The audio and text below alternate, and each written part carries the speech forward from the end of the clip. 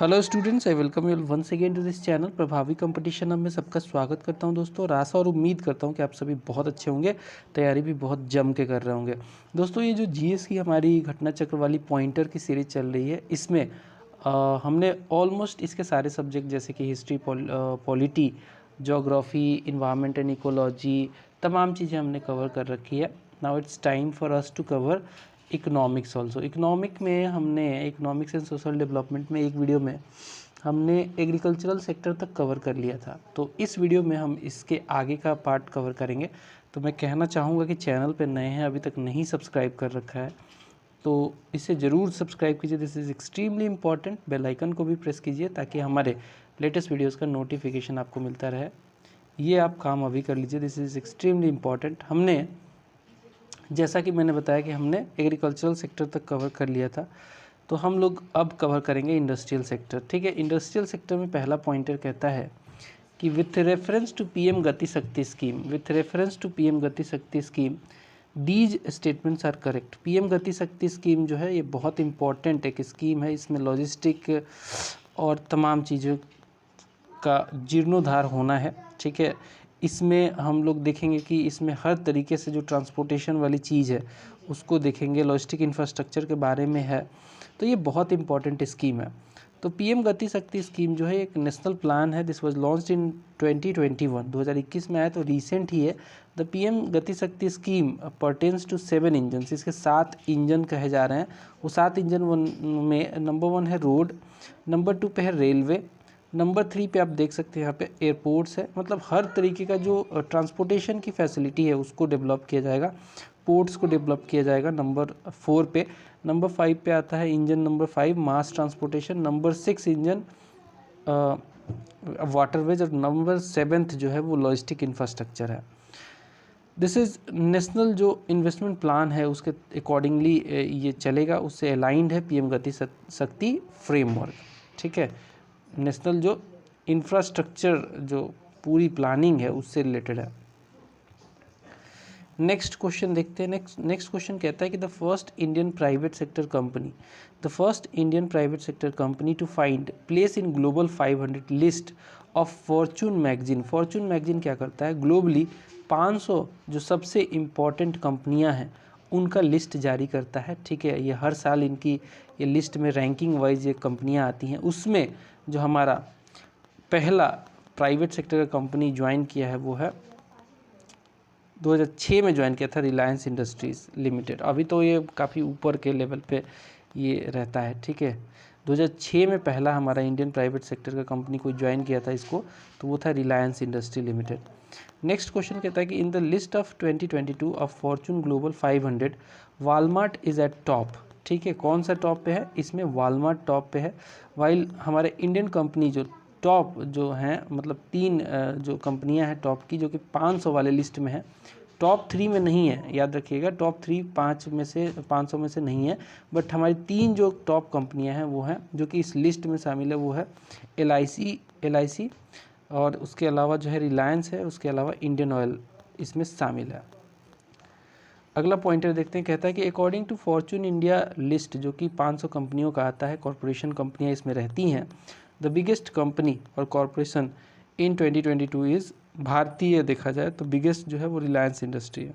ठीक है, Fortune India का ये लिस्ट है। ठीक है, फॉर्चून इंडिया का लिस्ट है, ग्लोबल लिस्ट नहीं है। 500 कंपनियां भारत की भी इसमें रैंक की जाती हैं, उसमें नंबर 1 पे कौन है, रिलायंस इंडस्ट्री। अगला सवाल देख लेंगे। अगला सवाल कहता है कि करेक्ट स्टेटमेंट आपको बताना है, करेक्ट स्टेटमेंट चूज करना है। तो ये सभी जो है ये करेक्ट स्टेटमेंट ही है, इसको मैं पढ़ देता हूँ, आप ध्यान से सुनिएगा। Petroleum and natural gas regulatory board जो है ये एक रेगुलेटरी बॉडी है जो कि सेटअप की गई है गवर्नमेंट ऑफ इंडिया के द्वारा 2006 में। एक फैक्ट है, आपको याद रखना पड़ेगा, ये पेट्रोलियम और नेचुरल गैस के रेगुलेशन के लिए बनाई गई है, एक रेगुलेटरी बॉडी है जो कि 2006 में बनी थी।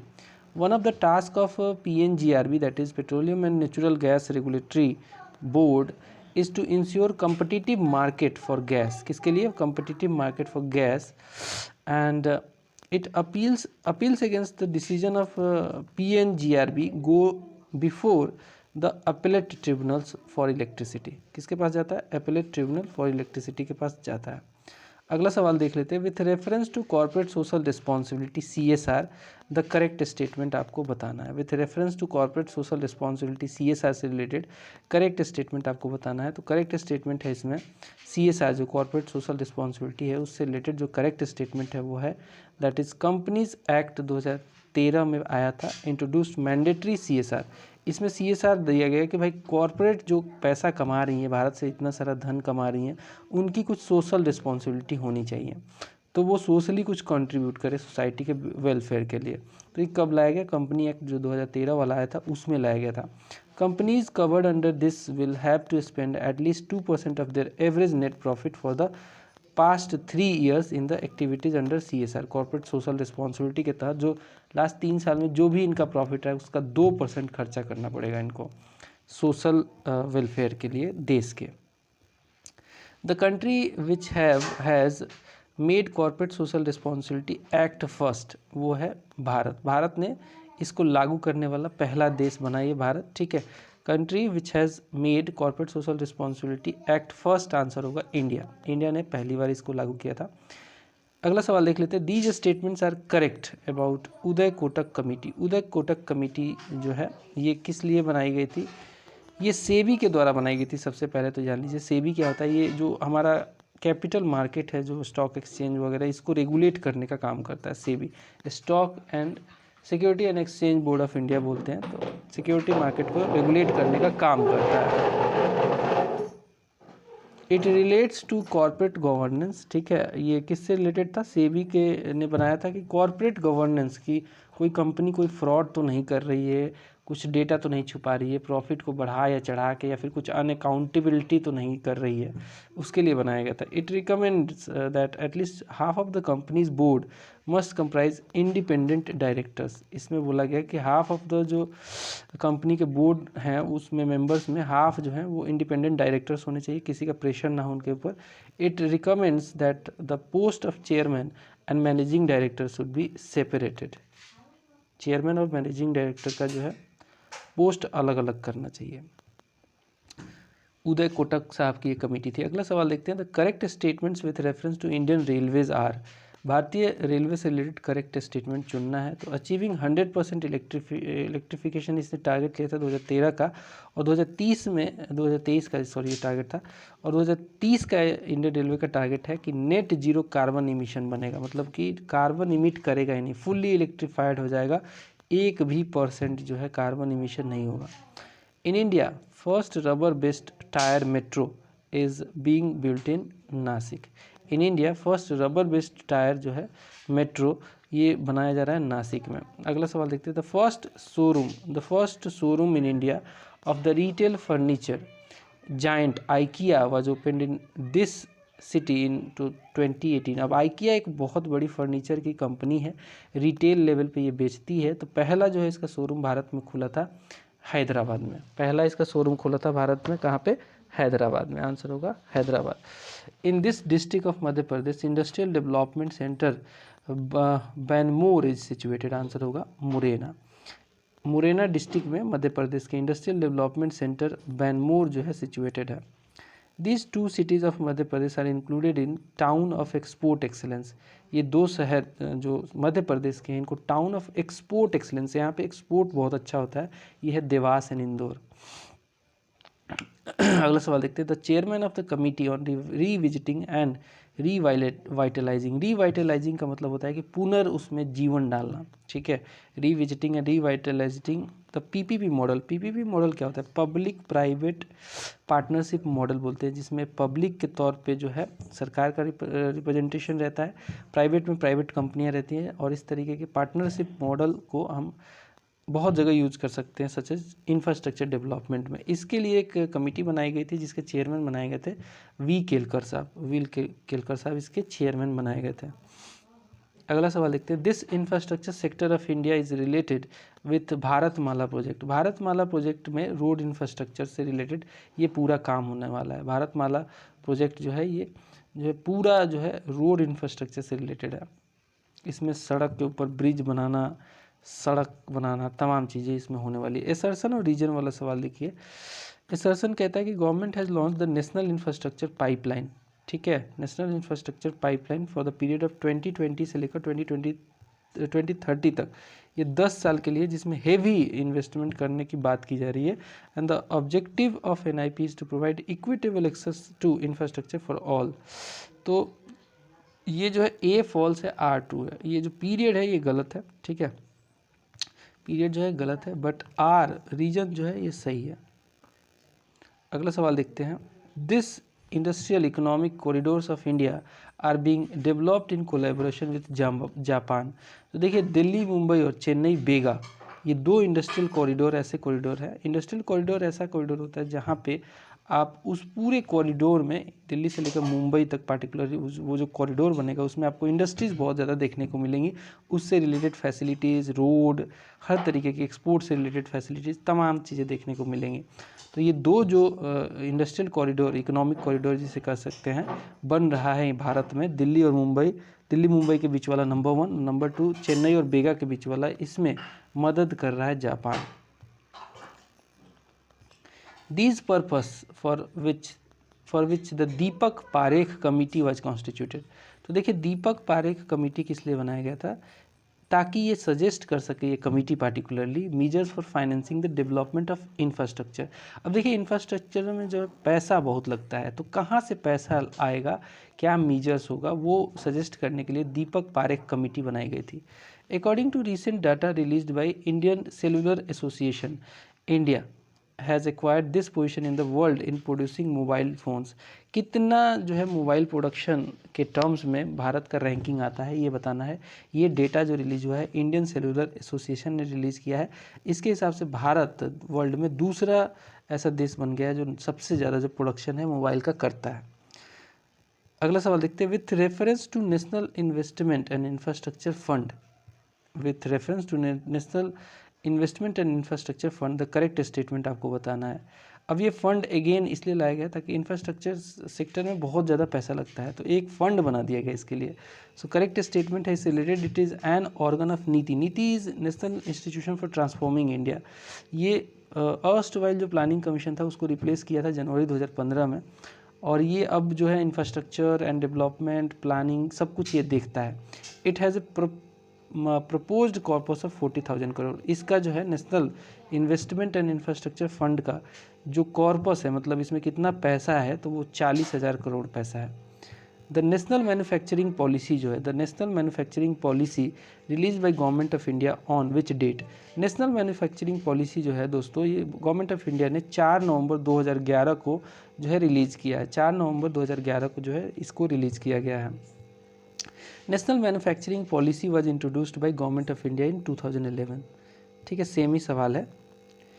These are the objectives of national manufacturing policy. National manufacturing policy लाई गई थी ताकि इंक्रीज किया जा सके मैन्युफैक्चरिंग सेक्टर में ग्रोथ को 12 से 14% तक एक साल में, ओवर ए मीडियम टर्म के लिए, मतलब कि कह सकते हो कि आने वाले कुछ सालों के लिए, टू क्रिएट, इसके अलावा जो इसका नेक्स्ट पर्पस है, to create 100 million additional jobs, ताकि अनएम्प्लॉयमेंट को जो है कम किया जा सके बाई 2025 इन मैन्युफैक्चरिंग सेक्टर। क्योंकि हमने देखा है, मैं आपको एक इम्पॉर्टेंट पॉइंट यहाँ पे आपका ध्यान आकर्षण करना चाहूँगा कि यहाँ पे क्या है ना कि देखिए, किसी भी कंट्री में ग्रोथ कैसे होता है, सबसे पहले प्राइमरी सेक्टर पे वो कंट्री डिपेंडेंट होती है, यानी कि एग्रीकल्चर सेक्टर पे, फिर वहाँ से वो मूव करके जाती है इंडस्ट्रियल सेक्टर पे, यानी कि मैन्युफैक्चरिंग सेक्टर पे, फिर वो फाइनली सर्विस सेक्टर पे जाती है। हमारे साथ वो केस नहीं हुआ, हमारे साथ थोड़ा सा गड़बड़ हो गया। हमारे साथ प्राइमरी एग्रीकल्चर सोसाइटी से हम सीधे जंप मार के सर्विस सेक्टर पे चले गए। तो ये जो मैन्युफैक्चरिंग सेक्टर है, इसमें बहुत सारा पोटेंशियल अभी भी है जिसे टैप किया जा सकता है। शायद उसी के लिए ये लाया गया है नेशनल मैन्युफैक्चरिंग पॉलिसी। ठीक है, तो ये लाया गया था ताकि 12 से 14% तक ग्रोथ देखा जा सके इस सेक्टर में मीडियम टर्म के लिए। 100 मिलियन एडिशनल जॉब्स 2025 तक लाया जा सके, to enhance global competitiveness of Indian manufacturing through appropriate policy support. ये सब इसका पर्पस था, ऑब्जेक्टिव था। अगला सवाल देखेंगे। अगला सवाल कहता है कि the recent policy initiatives of government of India to promote the growth of manufacturing sector are. Manufacturing sector, मैंने जैसा कि बताया कि ये इसका अभी भी पोटेंशियल हमने मैक्सिमम टैप नहीं किया है। अभी भी इसका जो कंट्रीब्यूशन है जीडीपी में उतना ज़्यादा नहीं है जितना होना चाहिए।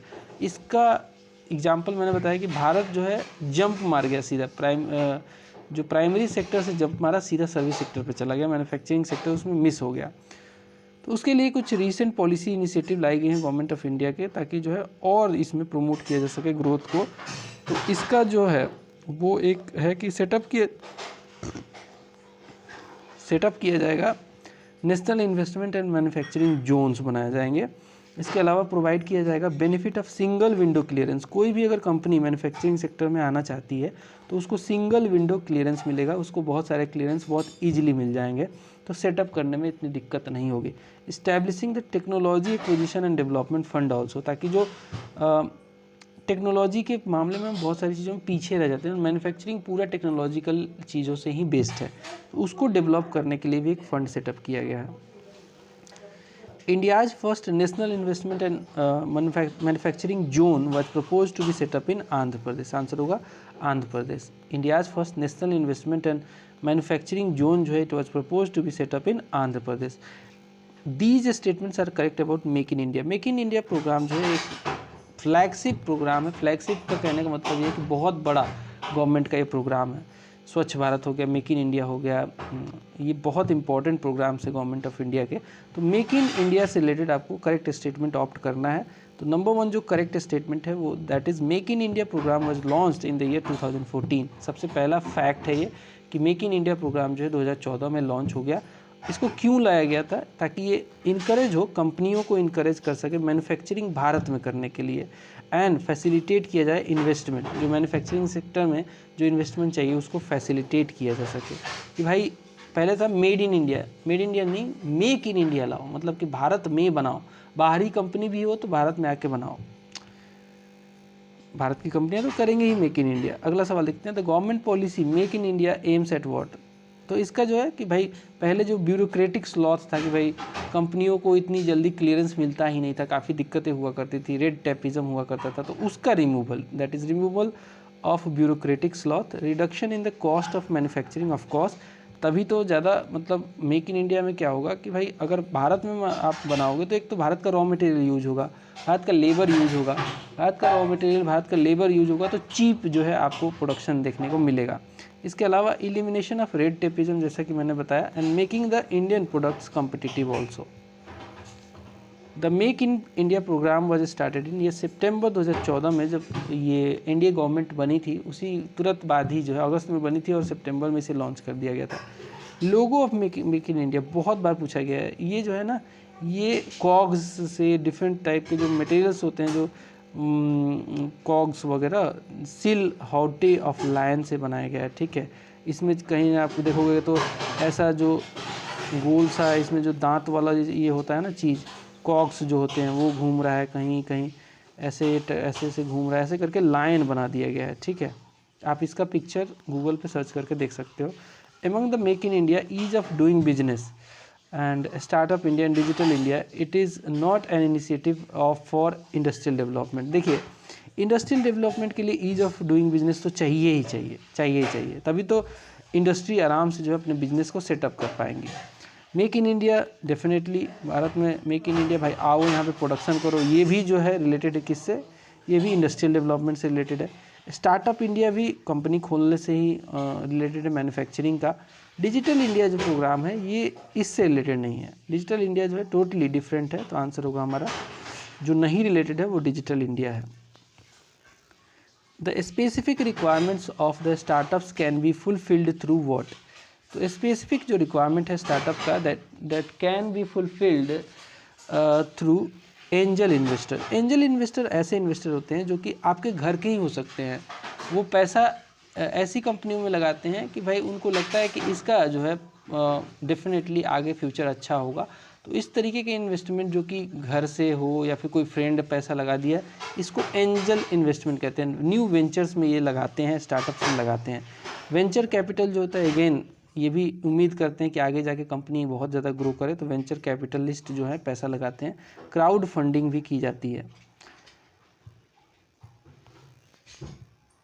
Initially, the specific requirement of the startup can be fulfilled through the new age financing alternative has been suggested by ये प्रणब मुखर्जी साहब जो हमारे एक्स प्रेसिडेंट रह चुके हैं, एक्स यूपीए में फाइनेंस मिनिस्टर भी रह चुके हैं, इन्होंने ये बात सजेस्ट की थी। With reference to stand up India scheme, the correct statement आपको बताना है। With reference to stand up India scheme के रिलेटेड आपको करेक्ट स्टेटमेंट बताना है। तो स्टैंड अप इंडिया का जो पर्पस है, its purpose is to promote entrepreneurship. क्यों लाया गया है? एंटरप्रेन्योरशिप को प्रमोट किया जा सके among SC and ST women entrepreneurs. ठीक है, स्टैंड अप इंडिया में SC ST और वुमेन एंटरप्रेन्योर्स को प्रमोट करने के लिए लाया गया है, और इसके लिए एक फंड भी जनरेट किया गया था। And it provides for the refinance through SIDBI. मतलब ऐसे लोग जो कि SC ST से बिलोंग करते हैं, वुमेन है, अगर वो आके स्टार्टअप स्टैंड अप का प्रोग्राम के तहत जुड़ता है, कोई कंपनी लगाता है, तो उसको लोन जो होगा दिया जाएगा सिडबी के थ्रू। आगे देखते हैं, stand up India scheme for promoting entrepreneurship is related to women, SC और ST। अगेन सवाल वही है, stand up India scheme is का पर्पस पूछ रहा है, तो इसका पर्पस वही है, to encourage entrepreneurship among SC ST people and women entrepreneurs. प्रधानमंत्री मुद्रा योजना, ये क्यों लाया गया था? प्रधानमंत्री मुद्रा योजना का कॉर्पस जो था 20,000 करोड़ है। ठीक है, 20,000 करोड़ रुपया इसमें दिया गया है। इसमें जो है 3 तरीके के लोन भी दिए जाते हैं, जिसको कहते हैं शिशु, ठीक है, 50,000, ठीक है। तो 3 तरीके के लोन दिए जाते हैं इसमें, आगे मैं बताता हूँ इसको। तो bringing the small entrepreneurs into formal financing system में, जो लोग छोटे छोटे उद्योग करते हैं, स्मॉल फाइनेंसिंग, माइक्रो सेक्टर से, MSME सेक्टर से जुड़े होते हैं, वो चाहते हैं कि उनको पैसा मिल जाए, तो वो कहाँ से मिलेगा? प्रधानमंत्री मुद्रा स्कीम से मिलता है। Bringing the small entrepreneurs into formal financial system में लाने की बात की गई इस योजना के तहत। द मुद्रा योजना जो है, देखिए मैंने बताया था ना कि शिशु है, किशोर है, इस तरीके का स्कीम है, ये आगे आपको देखने को मिलेगा। तो देखिए यहाँ पे, the Mudra Yojana of government of India is design to what, क्यों बनाया गया है, क्यों लाया गया था? ताकि प्रोवाइड किया जा सके easy financial assistance to set up small businesses. Small businesses को कई बार जो है इंस्टीट्यूशनल सोर्स से क्रेडिट नहीं मिलता था पहले, तो इसी के लिए मुद्रा योजना लाया गया। मुद्रा एक रीफाइनेंसिंग बैंक की तरह काम करता है, एजेंसी की तरह काम करता है, और मुद्रा का जो कॉर्पस है वो 20,000 करोड़ है। The loan amount which will be granted by banks under the प्रधानमंत्री Mudra Yojana for industry, business and services under Kishore entrepreneurship. तो देखिए मैंने बताया था शिशु है, किशोर है, तो शिशु में आता है 50,000 रुपये तक का लोन, शिशु में आता है। इसके ऊपर किशोर में आता है आपको 50,000 से लेकर 5 लाख तक का लोन आता है। अगला सवाल देखते हैं। In India, this one compiles information on industrial disputes, closures, retrenchments and layoffs in factories, employers, employing workers। तो ये लेबर ब्यूरो काम करता है। लेबर ब्यूरो का काम क्या है?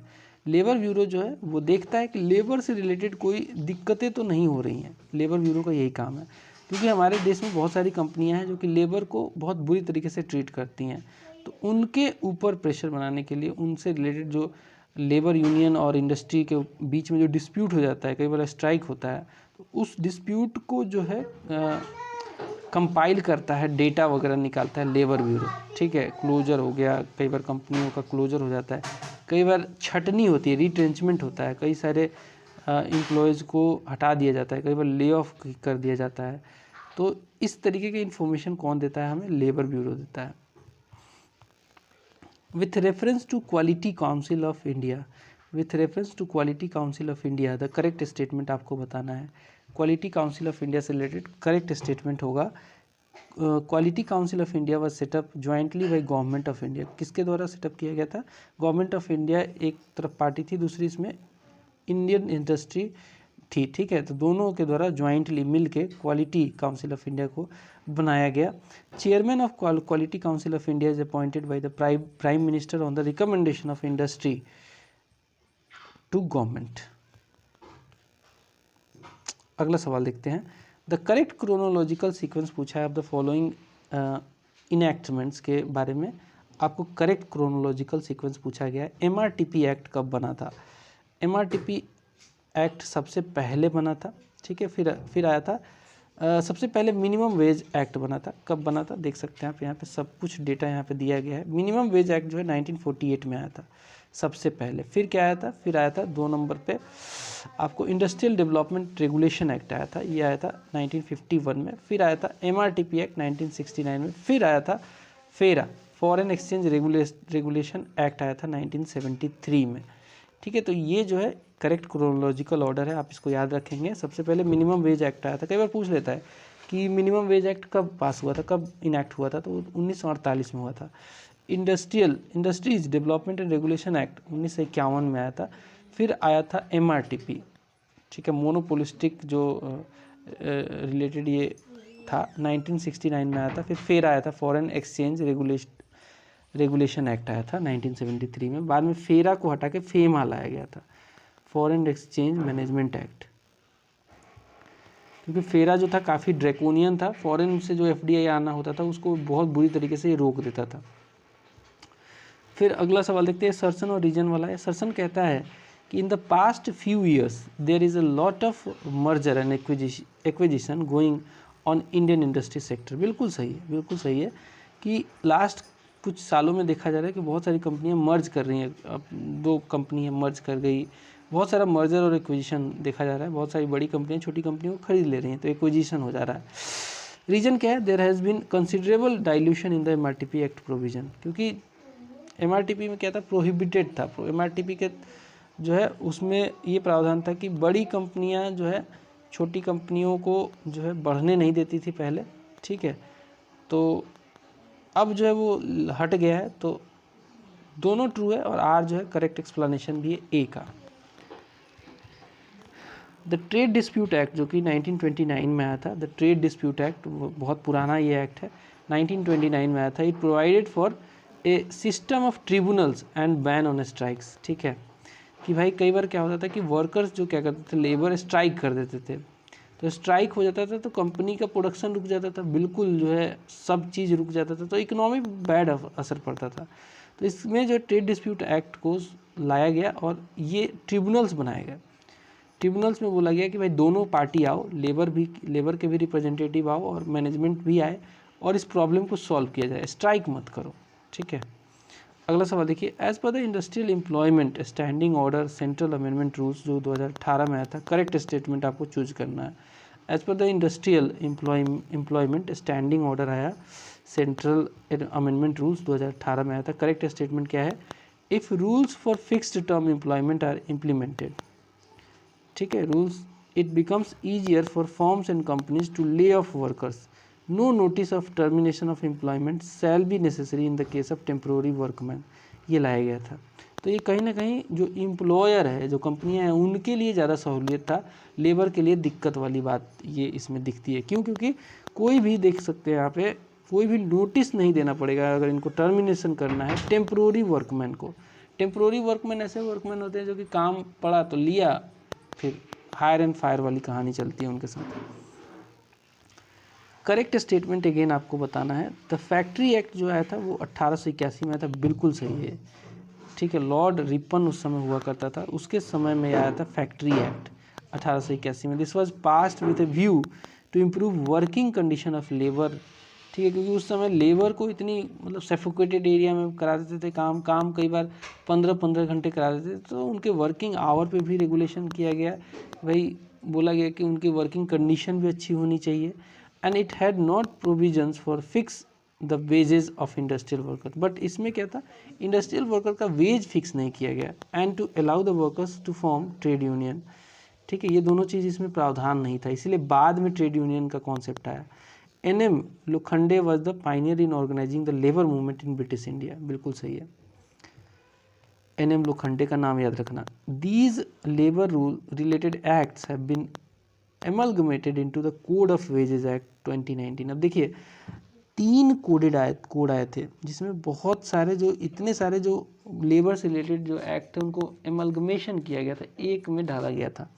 तो ये कोड ऑन वेजेस एक्ट में क्या क्या डाला गया था, मिनिमम वेज एक्ट जो कि वेजेस से रिलेटेड था उसको इसमें डाल दिया गया, पेमेंट ऑफ वेजेस एक्ट को डाला गया, पेमेंट ऑफ बोनस एक्ट को इसमें डाला गया, एंड इक्वल रिम्यूनरेशन एक्ट कि भाई महिला पुरुष को दोनों को बराबर पैसा मिलेगा, वो भी इसमें डाला गया। तो अगला सवाल क्या कहता है, अगला सवाल कहता है कि with reference to casual workers employed in India the correct statement आपको ऑप्ट करना है। Casual workers employed in India से रिलेटेड करेक्ट स्टेटमेंट क्या है? All casual workers are entitled for employees provident fund coverage. बिल्कुल, जितने भी कैजुअल वर्कर्स हैं, कैजुअल वर्कर ऐसे वर्कर होते हैं जो कि आते हैं और कैजुअल काम करते हैं। They are entitled for employees provident fund coverage. All casual workers are entitled for regular working hours, जो कि मान लो कि 8 घंटे के आसपास हो, 7 घंटे के आसपास हो, जो भी।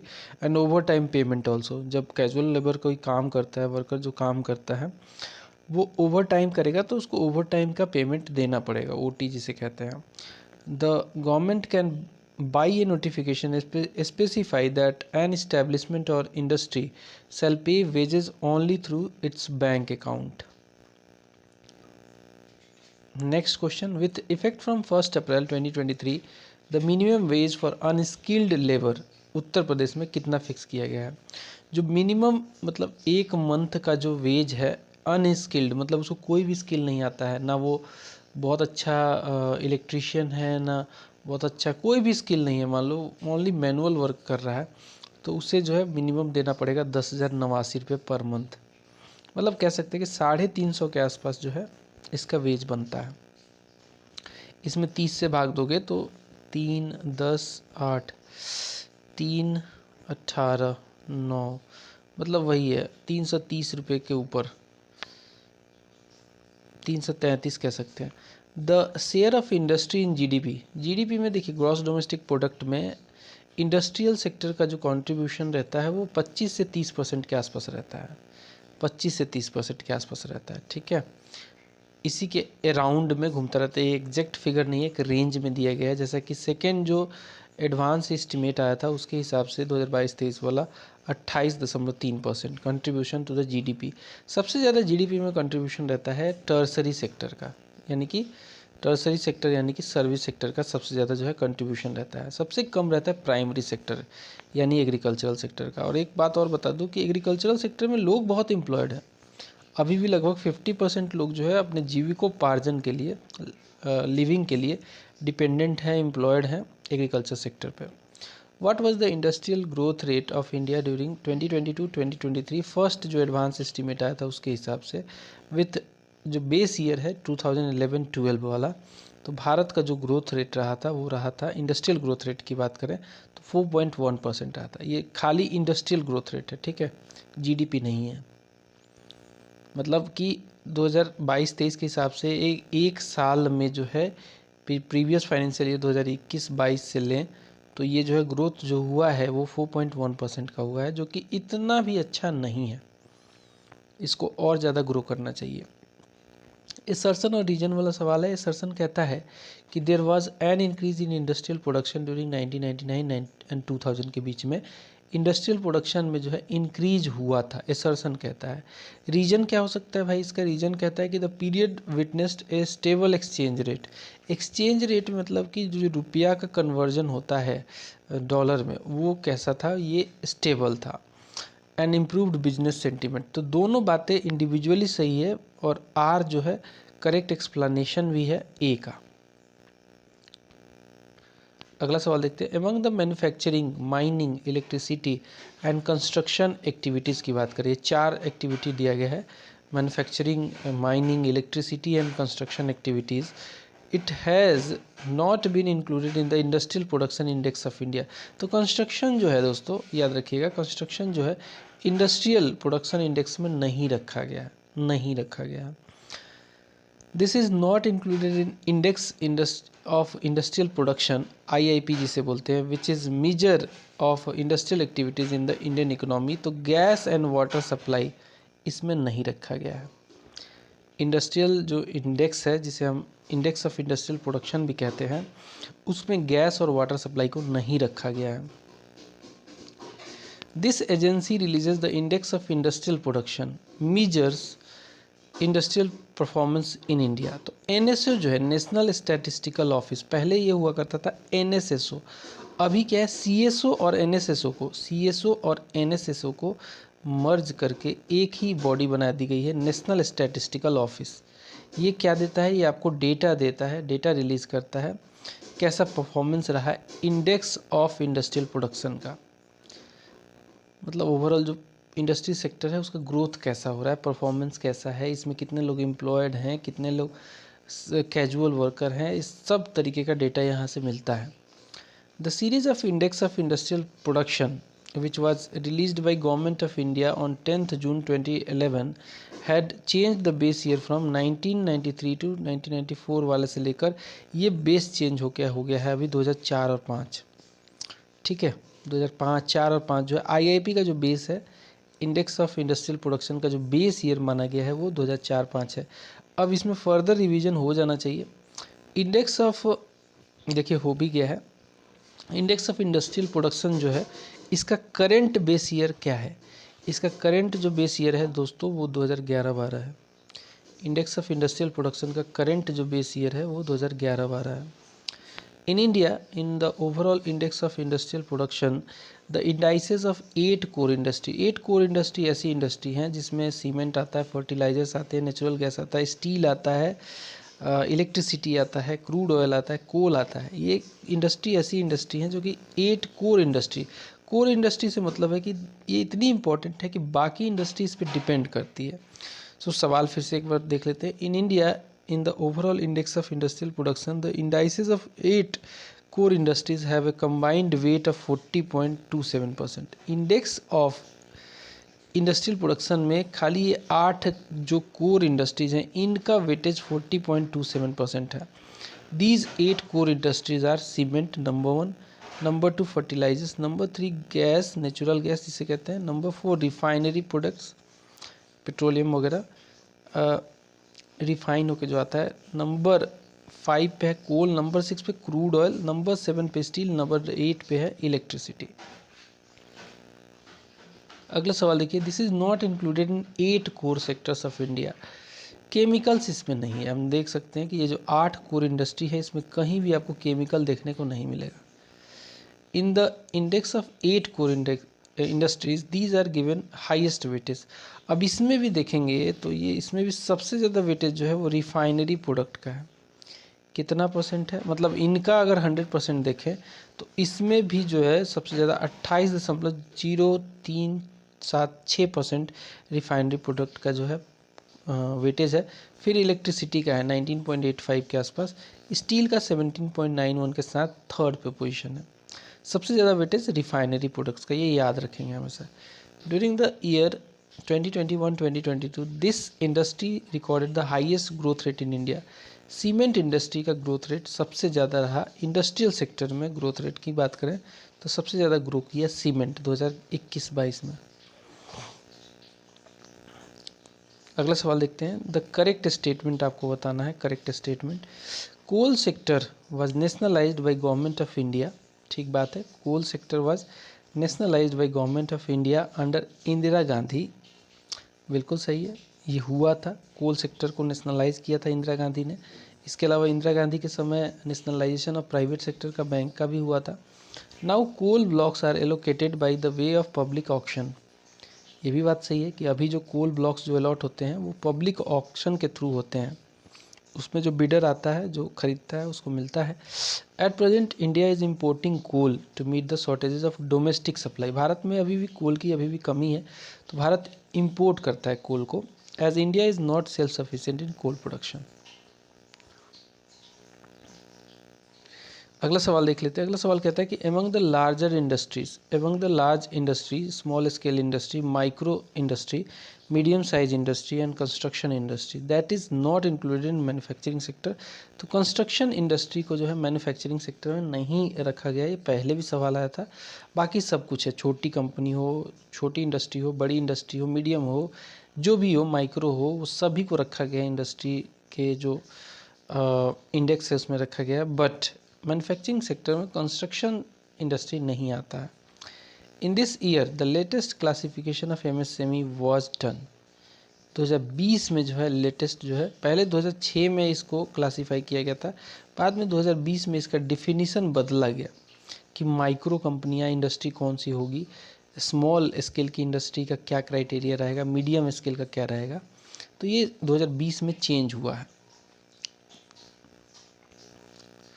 अगला सवाल देखते हैं, the correct statements about revision in classification of micro small and medium enterprises in 2020 are. तो ये बहुत इंपॉर्टेंट सवाल है, ये देख लेते हैं कि देखिए 2020 में जो है पहले 2006 वाला जो एमएसएमई एक्ट था उसको अमेंड करके 2020 में इसका नया क्लासिफिकेशन लाया गया कि कितना कैपिटल होना चाहिए, कितना जो है इसका टर्नओवर, एनुअल टर्नओवर होना चाहिए, उसके हिसाब से माइक्रो स्मॉल मीडियम में कैटेगराइज किया गया है। So the government of India announce A revision in MSME definition in the आत्मनिर्भर भारत पैकेज, जो कि 13 मई 2020 में अमिड कोरोना बिल्कुल उसके बीच में आया था। The change in definition is affected from 1 जुलाई 2020 से इफेक्टिव रहा। The new definition has same formula of classification of manufacturing and service units. पहले सर्विस यूनिट के लिए अलग था, अब जो है सर्विस यूनिट मैन्युफैक्चरिंग यूनिट के लिए दोनों के लिए सेम है। तो देख लेते हैं कि माइक्रो इंटरप्राइज किसे कहा जाएगा। तो in India at present businesses with an investment up to 1 crore रुपये, इन्वेस्टमेंट कितना, 1 करोड़ रुपये का इन्वेस्टमेंट कोई कंपनी करती है, खोलती है जब, और उसका एनुअल टर्नओवर जो है वो 5 करोड़ से ज़्यादा हो ना हो, अप टू 5 करोड़ हो, तो उसे माइक्रो इंटरप्राइज कहेंगे। याद रखिएगा, माइक्रो इंटरप्राइज उसे कहेंगे।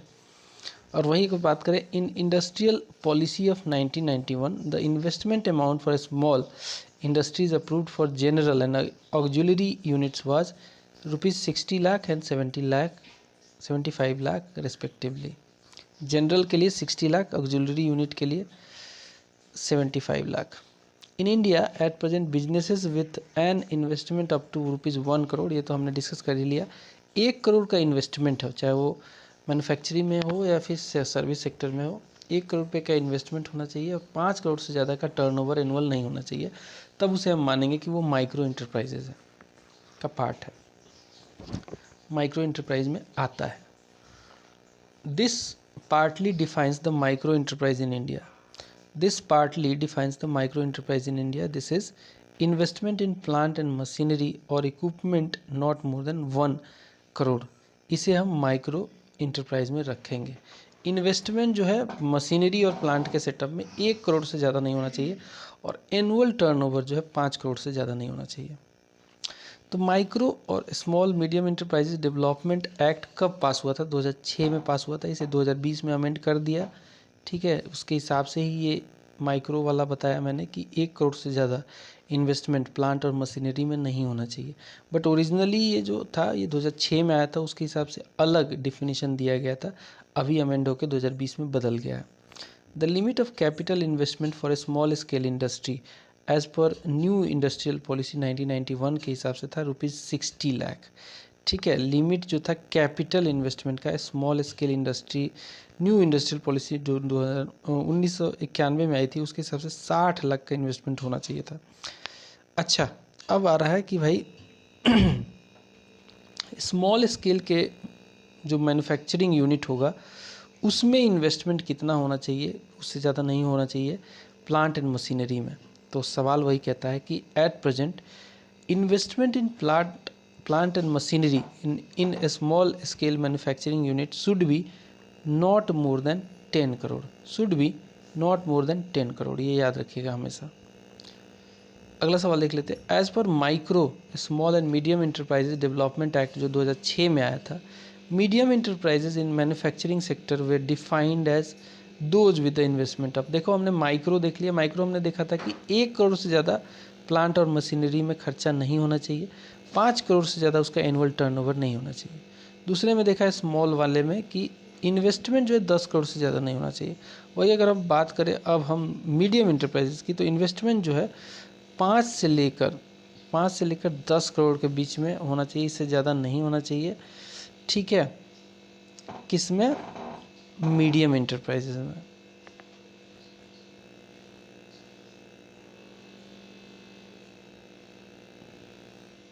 अगला सवाल देखिए। At present this is the prescribed investment limit in medium enterprises as per the revision of classification of micro small and medium enterprises in 2020।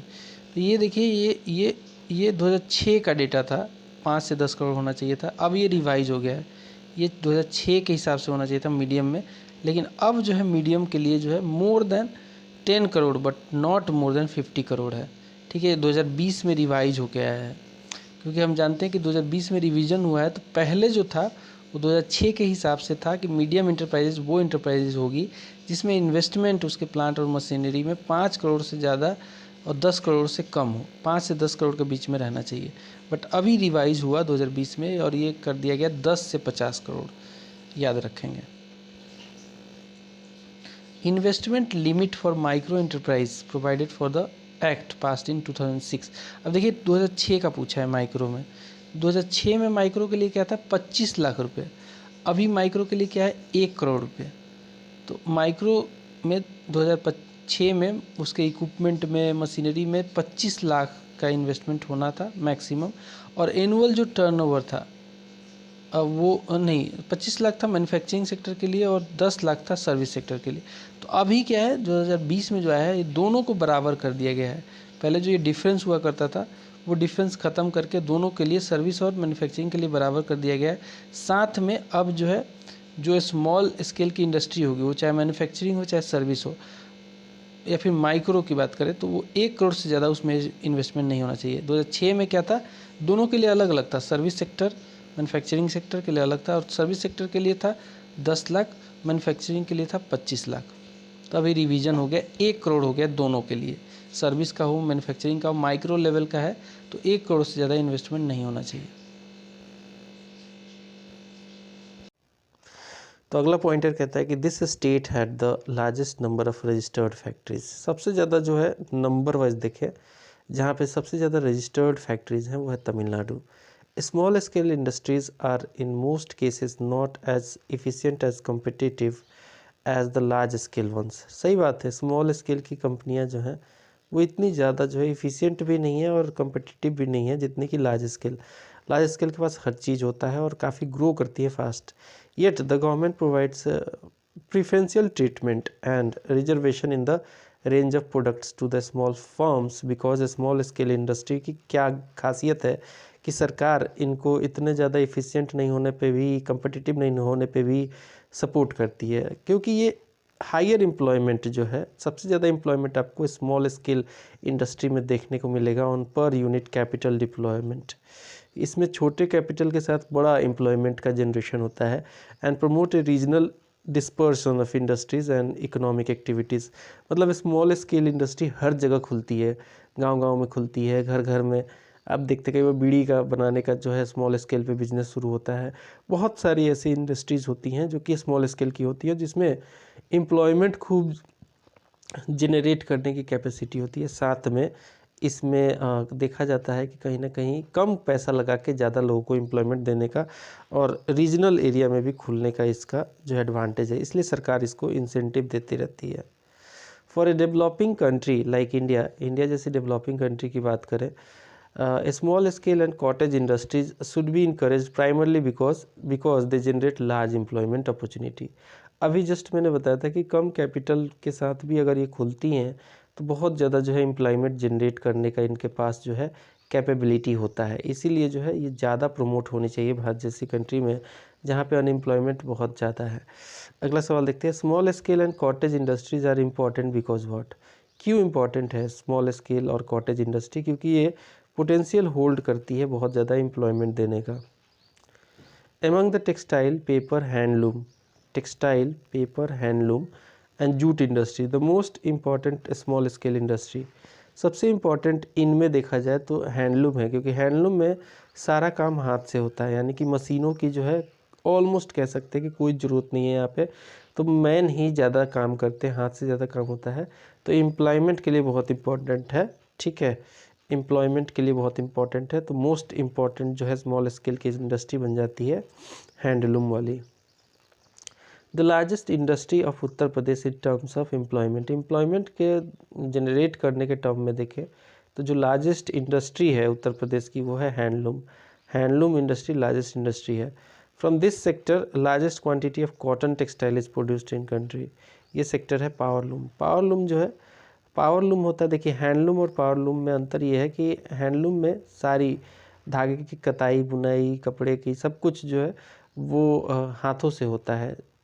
ठीक है, जबकि पावर लूम में जो है मशीन काम करती है, पावर से होता है। तो from this sector largest quantity of cotton textile is produced in the country, answer होगा power loom. These are the problems of a small scale industry. Small scale industry की प्रॉब्लम क्या है, एक तो क्रेडिट का, कैपिटल का दिक्कत रहता है, पैसा इतना ज़्यादा यहाँ पे आता नहीं है। सरकार डिस्पाइट की इतना सारा इनिशिएटिव लेके आई है इनको प्रमोट करने के लिए, फिर भी लोग जो है कैपिटलिस्ट जो है पैसा यहाँ लगाने से बचने की कोशिश करते हैं, बैंक भी पैसा देने से कतराती है। इसके अलावा लैक ऑफ मार्केटिंग एक्सपीरियंस, इनको जो है छोटे स्केल की इंडस्ट्रीज होती हैं तो मार्केटिंग के लिए इतना ज़्यादा खर्च नहीं कर पाती हैं, तो एक्सपीरियंस भी इनको इतना नहीं रहता है। इसके अलावा रॉ मटेरियल्स की भी कमी देखी जाती है इनमें।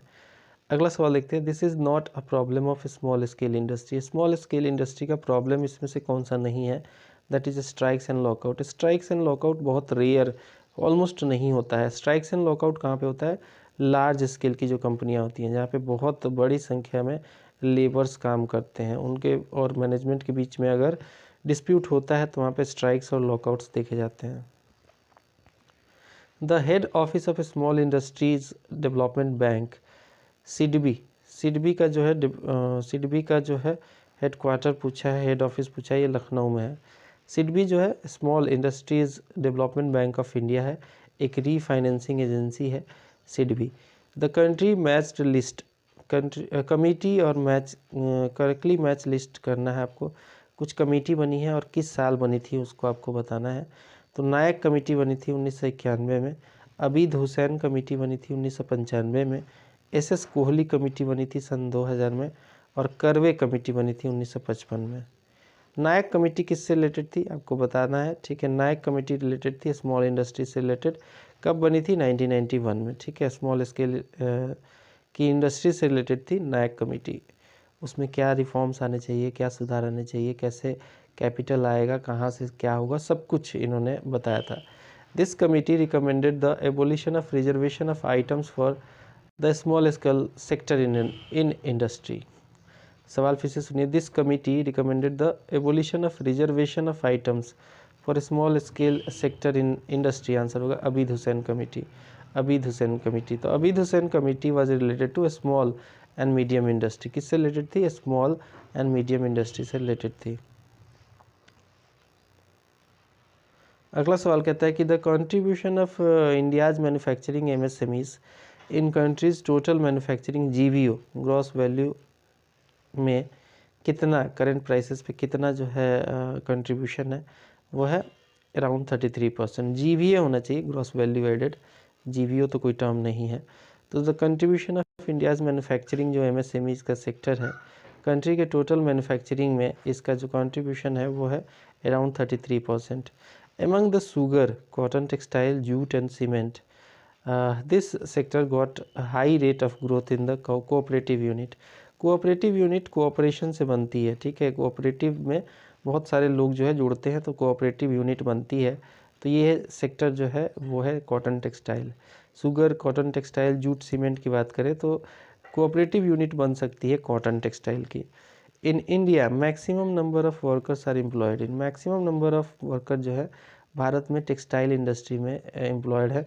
ये सब टेक्सटाइल इंडस्ट्री वगैरह कहा जाता है लेबर इंटेंसिव इंडस्ट्री कहा जाता है, सेक्टर कहा जाता है। जैसे कि इसके अलावा जो है टेक्सटाइल के अलावा अगर आप लेदर इंडस्ट्री देखें तो वो भी लेबर ओरिएंटेड है। This industry provides the maximum employment in India, answer होगा टेक्सटाइल। टेक्सटाइल इंडस्ट्री जो है सबसे ज़्यादा जो है एम्प्लॉयमेंट देती है भारत में। This Indian state has the largest number of cotton textile mills, तो तमिलनाडु में जो है largest number of cotton mills यहाँ पे टेक्सटाइल की देखी गई हैं। डेटा के हिसाब से सबसे ज़्यादा जो है कॉटन टेक्सटाइल मिल्स तमिलनाडु में ही है। इन India the highest production of mill made cotton cloth comes from Gujarat, ठीक है। मिल से बन के कौन से स्टेट से सबसे ज़्यादा कॉटन क्लॉथ आता है, वो आता है गुजरात से। The oldest large scale industry of India is, oldest large scale industry जो है भारत का वो है cotton textile. Oldest large scale industry जो है भारत का वो है cotton textile. The first industry to develop in India was the, पहली इंडस्ट्री जो भारत में डेवलप हुई वो है कॉटेज इंडस्ट्री, कॉटेज इंडस्ट्री। लघु उद्योग जिसे कहते हैं। First industry to develop in India was cottage industry. This industry is regarded as the most basic for our modern civilisation. ये है आयरन एंड स्टील इंडस्ट्री। ये इंडस्ट्री ऐसी इंडस्ट्री है जिसके बेसिस पे हर चीज़ डिपेंड करता है। कोर इंडस्ट्री का पार्ट है ये। आयरन और स्टील के बिना कोई काम नहीं हो सकता। मकान नहीं बन सकता आज की डेट में बिना मतलब पिलर वाला। इसके अलावा जो है गाड़ियाँ, रोड, ब्रिज, आप हर जगह देखोगे तो आपको जो है आयरन और स्टील का यूज़ मिलेगा। तो कोर इंडस्ट्री का पार्ट है। The industry for which Nipah Nagar is famous for. तो नेपा नगर जो है ये न्यूज़ प्रिंट पेपर के लिए, कागज़ उद्योग के लिए फेमस है। न्यूज़ प्रिंट पेपर के लिए फेमस है। The Hazira fertiliser factory is based on. Hazira fertiliser factory जो है it is based on natural gas. किस पे बेस्ड है? नेचुरल गैस पे। हजीरा फर्टिलाइज़र फैक्ट्री जो है नेचुरल गैस के ऊपर बेस्ड है। ठीक है, अगला सवाल देखते हैं। This statement is not correct about the fertiliser industry of India. This statement is not correct about the fertiliser industry of India. Answer होगा इसका India is self reliant with respect to chemical fertiliser. ये गलत है। हम self reliant नहीं है chemical fertiliser के term पे। हम जो है कई बार इसको इंपोर्ट करते हैं। These places are known for paper manufacturing industry. Yamunanagar, Guwahati और बल्लारपुर जो है पेपर मैन्युफैक्चरिंग इंडस्ट्रीज के लिए फेमस है। Though a few that is gas based industries have already been established, good reserves of natural gas in India remains unutilise. अभी भी देखा गया है कि कुछ गैस इंडस्ट्रीज तो बनी हैं लेकिन अभी भी जो नेचुरल गैस का रिजर्व है भारत में अनयूटिलाइज ही देखा गया है। इतना ज़्यादा इसका यूटिलाइजेशन नहीं हुआ है। This vast resource of natural gas can be used in the production of fertiliser. Natural gas का प्रयोग फर्टिलाइज़र के प्रोडक्शन में किया जा सकता है।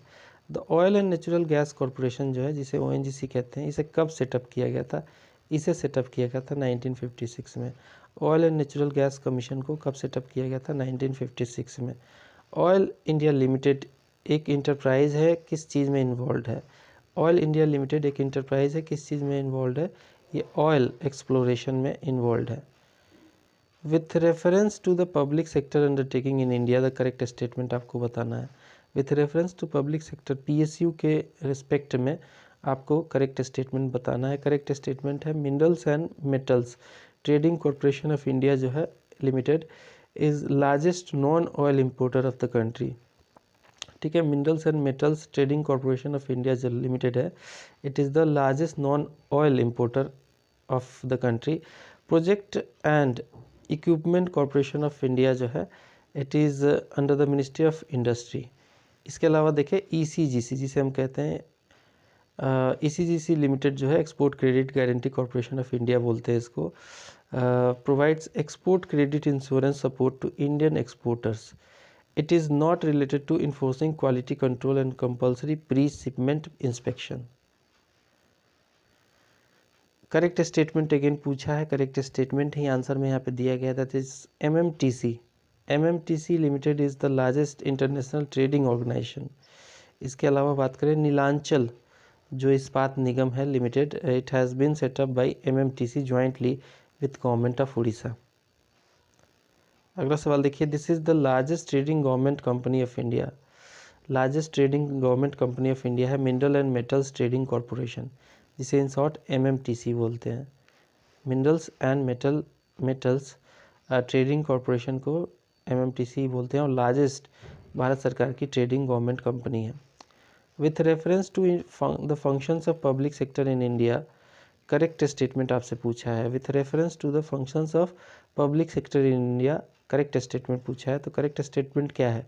It has to provide public utility resources and it has to build social and economic overhead capital and it has to ensure balanced regional and sectoral growth, public sector Bharat का, ठीक है, and to pursue egalitarian goals। अगला सवाल देखिए, the correct statements about public sector in India. Public sector India में बहुत सारी ऐसी गेल, भेल, सेल जैसी कंपनियां हैं, उनका जो है मोटो क्या रहता है? उनका मोटो रहता है कि इगैलिटेरियन डेवलपमेंट हो, रीजनल डेवलपमेंट हो और हर तरीके से जो है जो प्राइवेट सेक्टर नहीं पूरा कर पा रही है, वो पब्लिक सेक्टर पूरा कर दे। So in the public sector of India there are basic and heavy industries, जैसे स्टील हो गया, सीमेंट हो गया, बहुत सारा है, गैस हो गया, पावर से रिलेटेड है। All industries of public sector are not profit oriented. वो एक नॉट प्रॉफिट ओरिएंटेड से मतलब ये है कि प्रॉफिट के लिए काम नहीं करती हैं, पब्लिक वेलफेयर के लिए काम करती है। Jobs are secured in the industries of the public sector. In India public sector is most dominant in commercial banking. बहुत सारे ऐसे, अभी भी 12 ऐसे बैंक हैं नेशनलाइज्ड बैंक जो कि काम कर रहे हैं। तो पब्लिक सेक्टर जो है डोमिनेंट है किस सेक्टर में? कॉमर्शियल बैंकिंग में।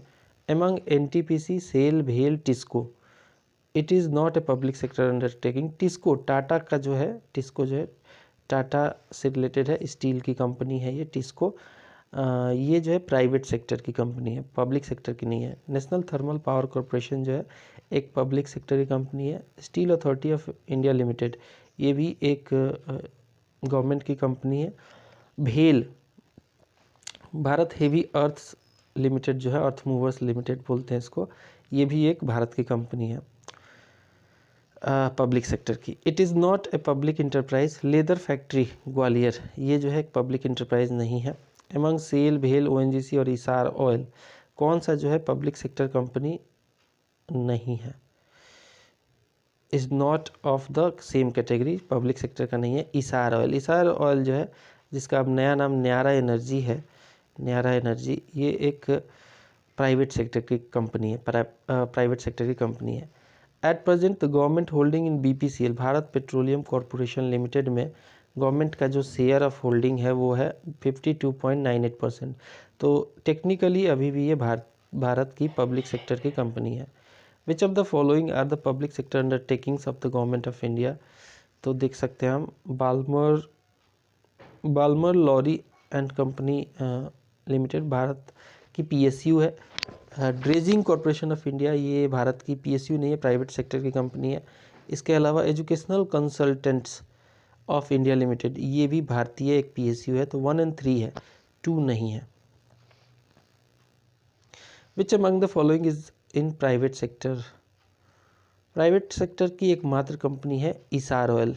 बाकी जैसे बोंगाई गांव रिफाइनरी गवर्नमेंट सेक्टर की है, पब्लिक सेक्टर की है। मैंगलोर रिफाइनरी भी पब्लिक सेक्टर की कंपनी है। हल्दिया रिफाइनरी भी पब्लिक सेक्टर की है। इसार ऑयल जो है एक प्राइवेट सेक्टर की कंपनी है।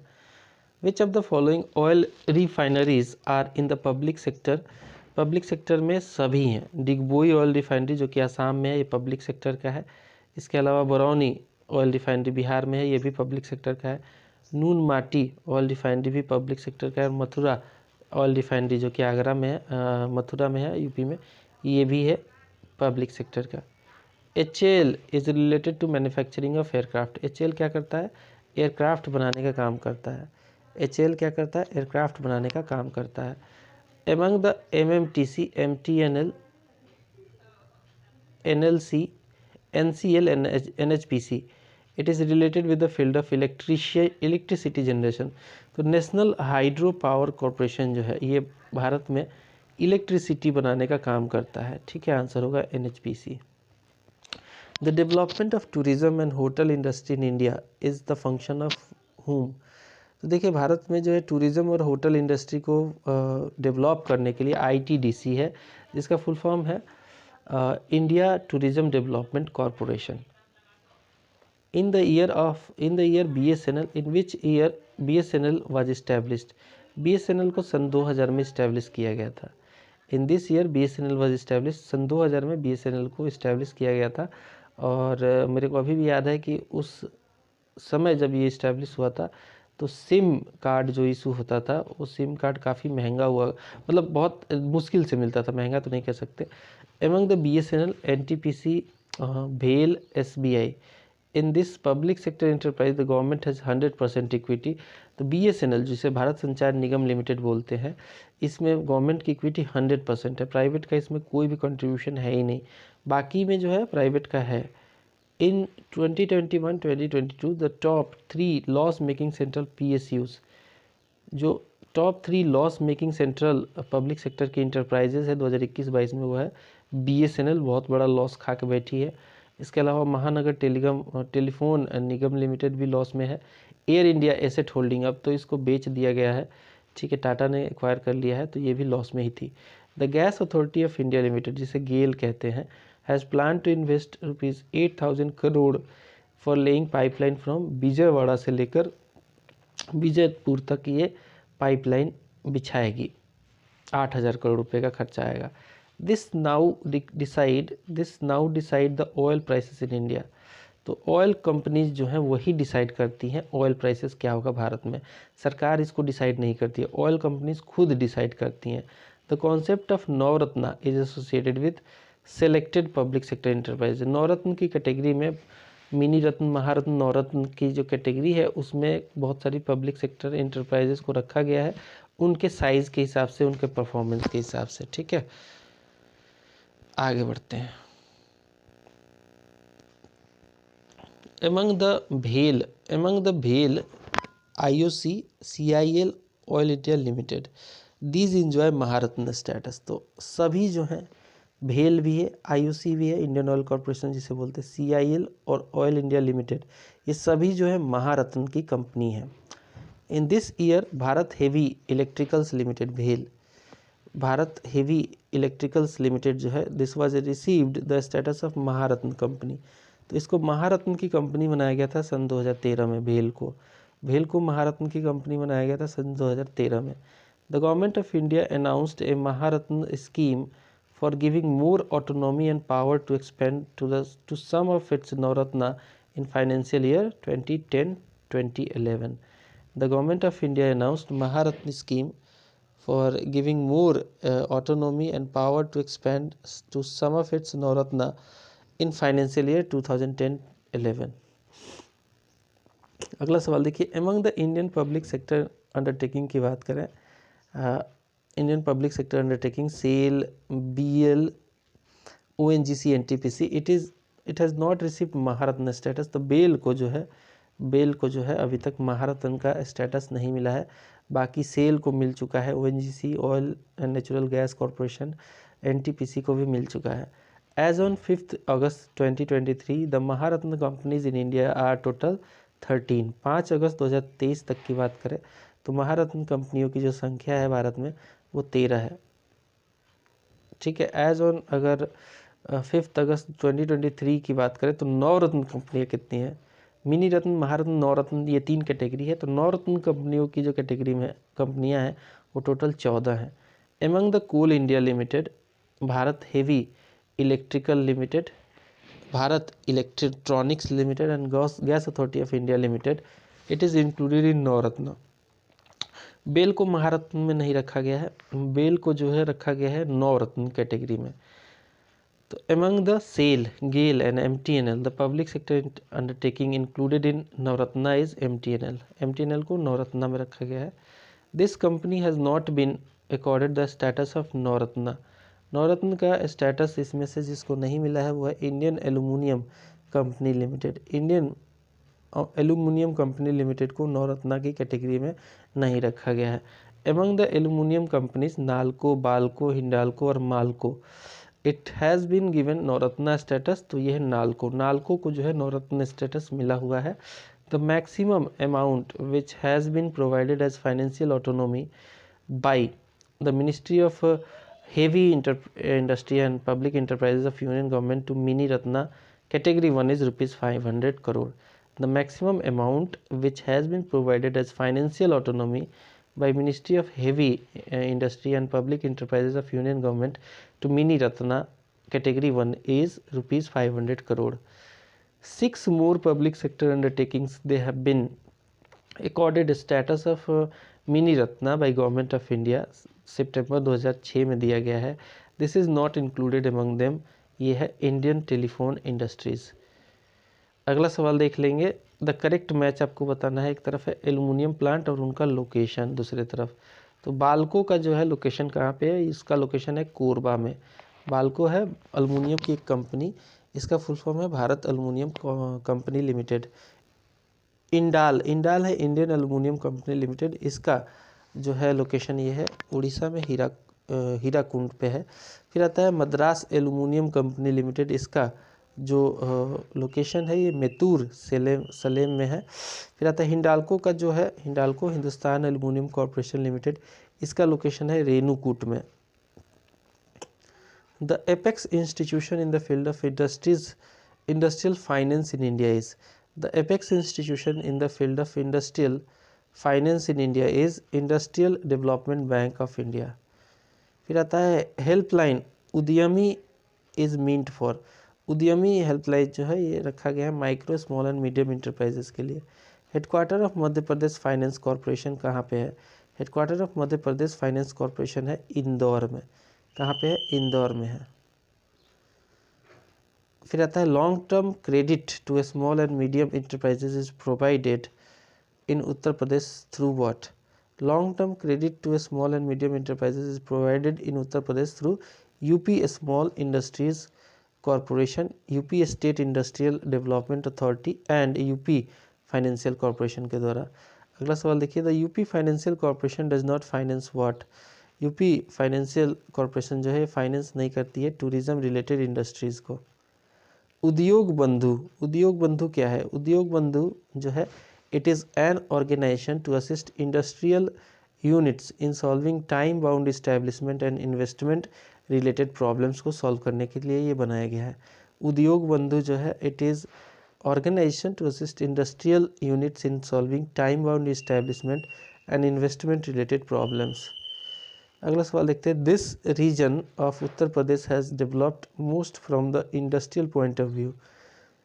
तो उत्तर प्रदेश का ईस्टर्न रीजन अभी भी पिछड़ा है, वेस्टर्न रीजन जो है इंडस्ट्रियल पॉइंट ऑफ व्यू से बहुत ज़्यादा डेवलप हो चुका है। BIFR का किससे रिलेशन है? इसका रिलेशन है reconstruction and financing of sick units से इसका रिलेशन है। Reconstruction and financing of sick unit. Sick unit ऐसी यूनिट होती है जो कि बहुत सारा लोन लेके भी बहुत अभी कर्ज में चल रही है और उसको जो है कहीं ना कहीं फाइनेंशियल हेल्प की ज़रूरत होती है, तो उसके लिए BIFR जो है उसको मदद करती है। Mega food parks scheme has been initiated by government of India with the objective of. देखिए मेगा फूड पार्क स्कीम जो है इसको लाया गया है to improve the infrastructure facilities for food processing industries. किस लिए? इम्प्रूव किया जा सके इंफ्रास्ट्रक्चर फैसिलिटीज़ को फॉर फूड प्रोसेसिंग इंडस्ट्रीज़ के लिए। With this purpose, the government of India is promoting the concept of mega food parks। तो अभी बताया था कि ये ताकि इंफ्रास्ट्रक्चर की फैसिलिटीज़ को प्रोवाइड किया जा सके for food processing industry and to increase the processing of perishable items and reduce wastage. This is a social objective of business. Business का सोशल ऑब्जेक्टिव क्या है? Employment generation. ठीक है, बिजनेस का सोशल ऑब्जेक्टिव क्या होता है? Employment generation. The companies go for business process re-engineering with the help of technology because सवाल कहता है कि the companies go for business processes re-engineering with the help of technology because customers' demand and expectations are continuously increasing, IT being leveraged to provide competitive edge in products and services at lower cost, and the pace of change has accelerated with the liberalization of economies world over. Correctly match again बताना है आपको। एक तरफ है type of organisation, दूसरी तरफ है important उनके फीचर्स। तो सोल ट्रेडर इस ये होता है अनलिमिटेड लाइबिलिटी। पार्टनरशिप में होता है कॉन्ट्रेक्चुअल रिलेशनशिप। कोऑपरेटिव्स जो बनते हैं वो बेटरमेंट ऑफ वीकर सेक्शन के लिए बनाया जाता है। पब्लिक लिमिटेड जो होता है वो large number of risk bearers होते हैं उस पब्लिक लिमिटेड कंपनी में। वेंचर कैपिटल का मतलब क्या होता है? वेंचर कैपिटल का मतलब होता है long term startup capital provided to new entrepreneurs. एक लॉन्ग टर्म के लिए स्टार्टअप लोन देना नए एंटरप्रेन्योरशिप को वेंचर कैपिटल का मतलब होता है। This statement appropriately describes the fiscal stimulus. Fiscal stimulus का मतलब होता है it is an intense affirmative action of government to boost economic activity in the country. हुआ क्या था कि कोरोना में आपने देखा था कि इकोनॉमिक एक्टिविटी बिल्कुल गिर गई थी और उसको उठाना बहुत ज़रूरी था, तो सरकार ने बहुत सारा 20 लाख करोड़ रुपए का पैकेज अनाउंस किया था प्रोडक्शन के लिए। इसको बोलते हैं इस तरीके की अफर्मेटिव एक्शन को जो है गवर्नमेंट की, ताकि इकोनॉमिक एक्टिविटी बूस्ट हो सके कंट्री में, उसे फिस्कल स्टिमुलस कहते हैं। The first industrial policy of free India was announced in which year? First industrial policy जो है फ्री इंडिया का, ये अनाउंस हुआ था 1948 में। 1948 में। अगला सवाल देखते हैं। The concept of joint sector for industrial development of India was envisaged in industrial policy resolution of 1958। Joint sector का मतलब है कि public sector plus private sector दोनों मिलकर काम करे। ये पहली बार आया था किस पॉलिसी में? ये आया था इंडस्ट्रियल पॉलिसी रिजोल्यूशन जो 1956 में आया था। The licensing policy for the industries drew strength from Industry Act 1951. The licensing policy of the industries drew strength from Industries Act 1951. In India, liberal industrial policy was adopted in the year 1991. In India, liberal industrial policy जो है it was adopted in the year 1991. assertion और reason वाला सवाल है। assertion कहता है कि many industries in India have obtained ISO 9001 and ISO 9002 certification in the recent past. सही बात है, बिल्कुल सही है। एंड रीजन कहता है कि there has been considerable liberalisation in the licensing policy of the government of India. बिल्कुल सही है। हम जो है अब लिबरल होते जा रहे हैं, खासकर 1991 के इंडस्ट्रियल पॉलिसी के साथ ही LPG शुरू हो गया था। तो दोनों स्टेटमेंट सही है और जो रीजन है वो करेक्ट एक्सप्लेनेशन है असर्शन का भी। अगला सवाल देखते हैं। According to 1991 industrial policy the number of industries for which licensing was necessary were total 18। According to अगर 1991 की इंडस्ट्रियल पॉलिसी की बात करें, so the number of industries for which licensing was necessary were total 18। The number of industries for which industrial licensing is required has now been reduce to total 4। पहले थे 18, अभी 4 हो गए मात्र, जिसमें एटॉमिक एनर्जी है, तमाम चीज़ें हैं। The policy of liberalisation, privatisation and globalisation was announced in the new economic policy by prime minister in Narasimha Rao.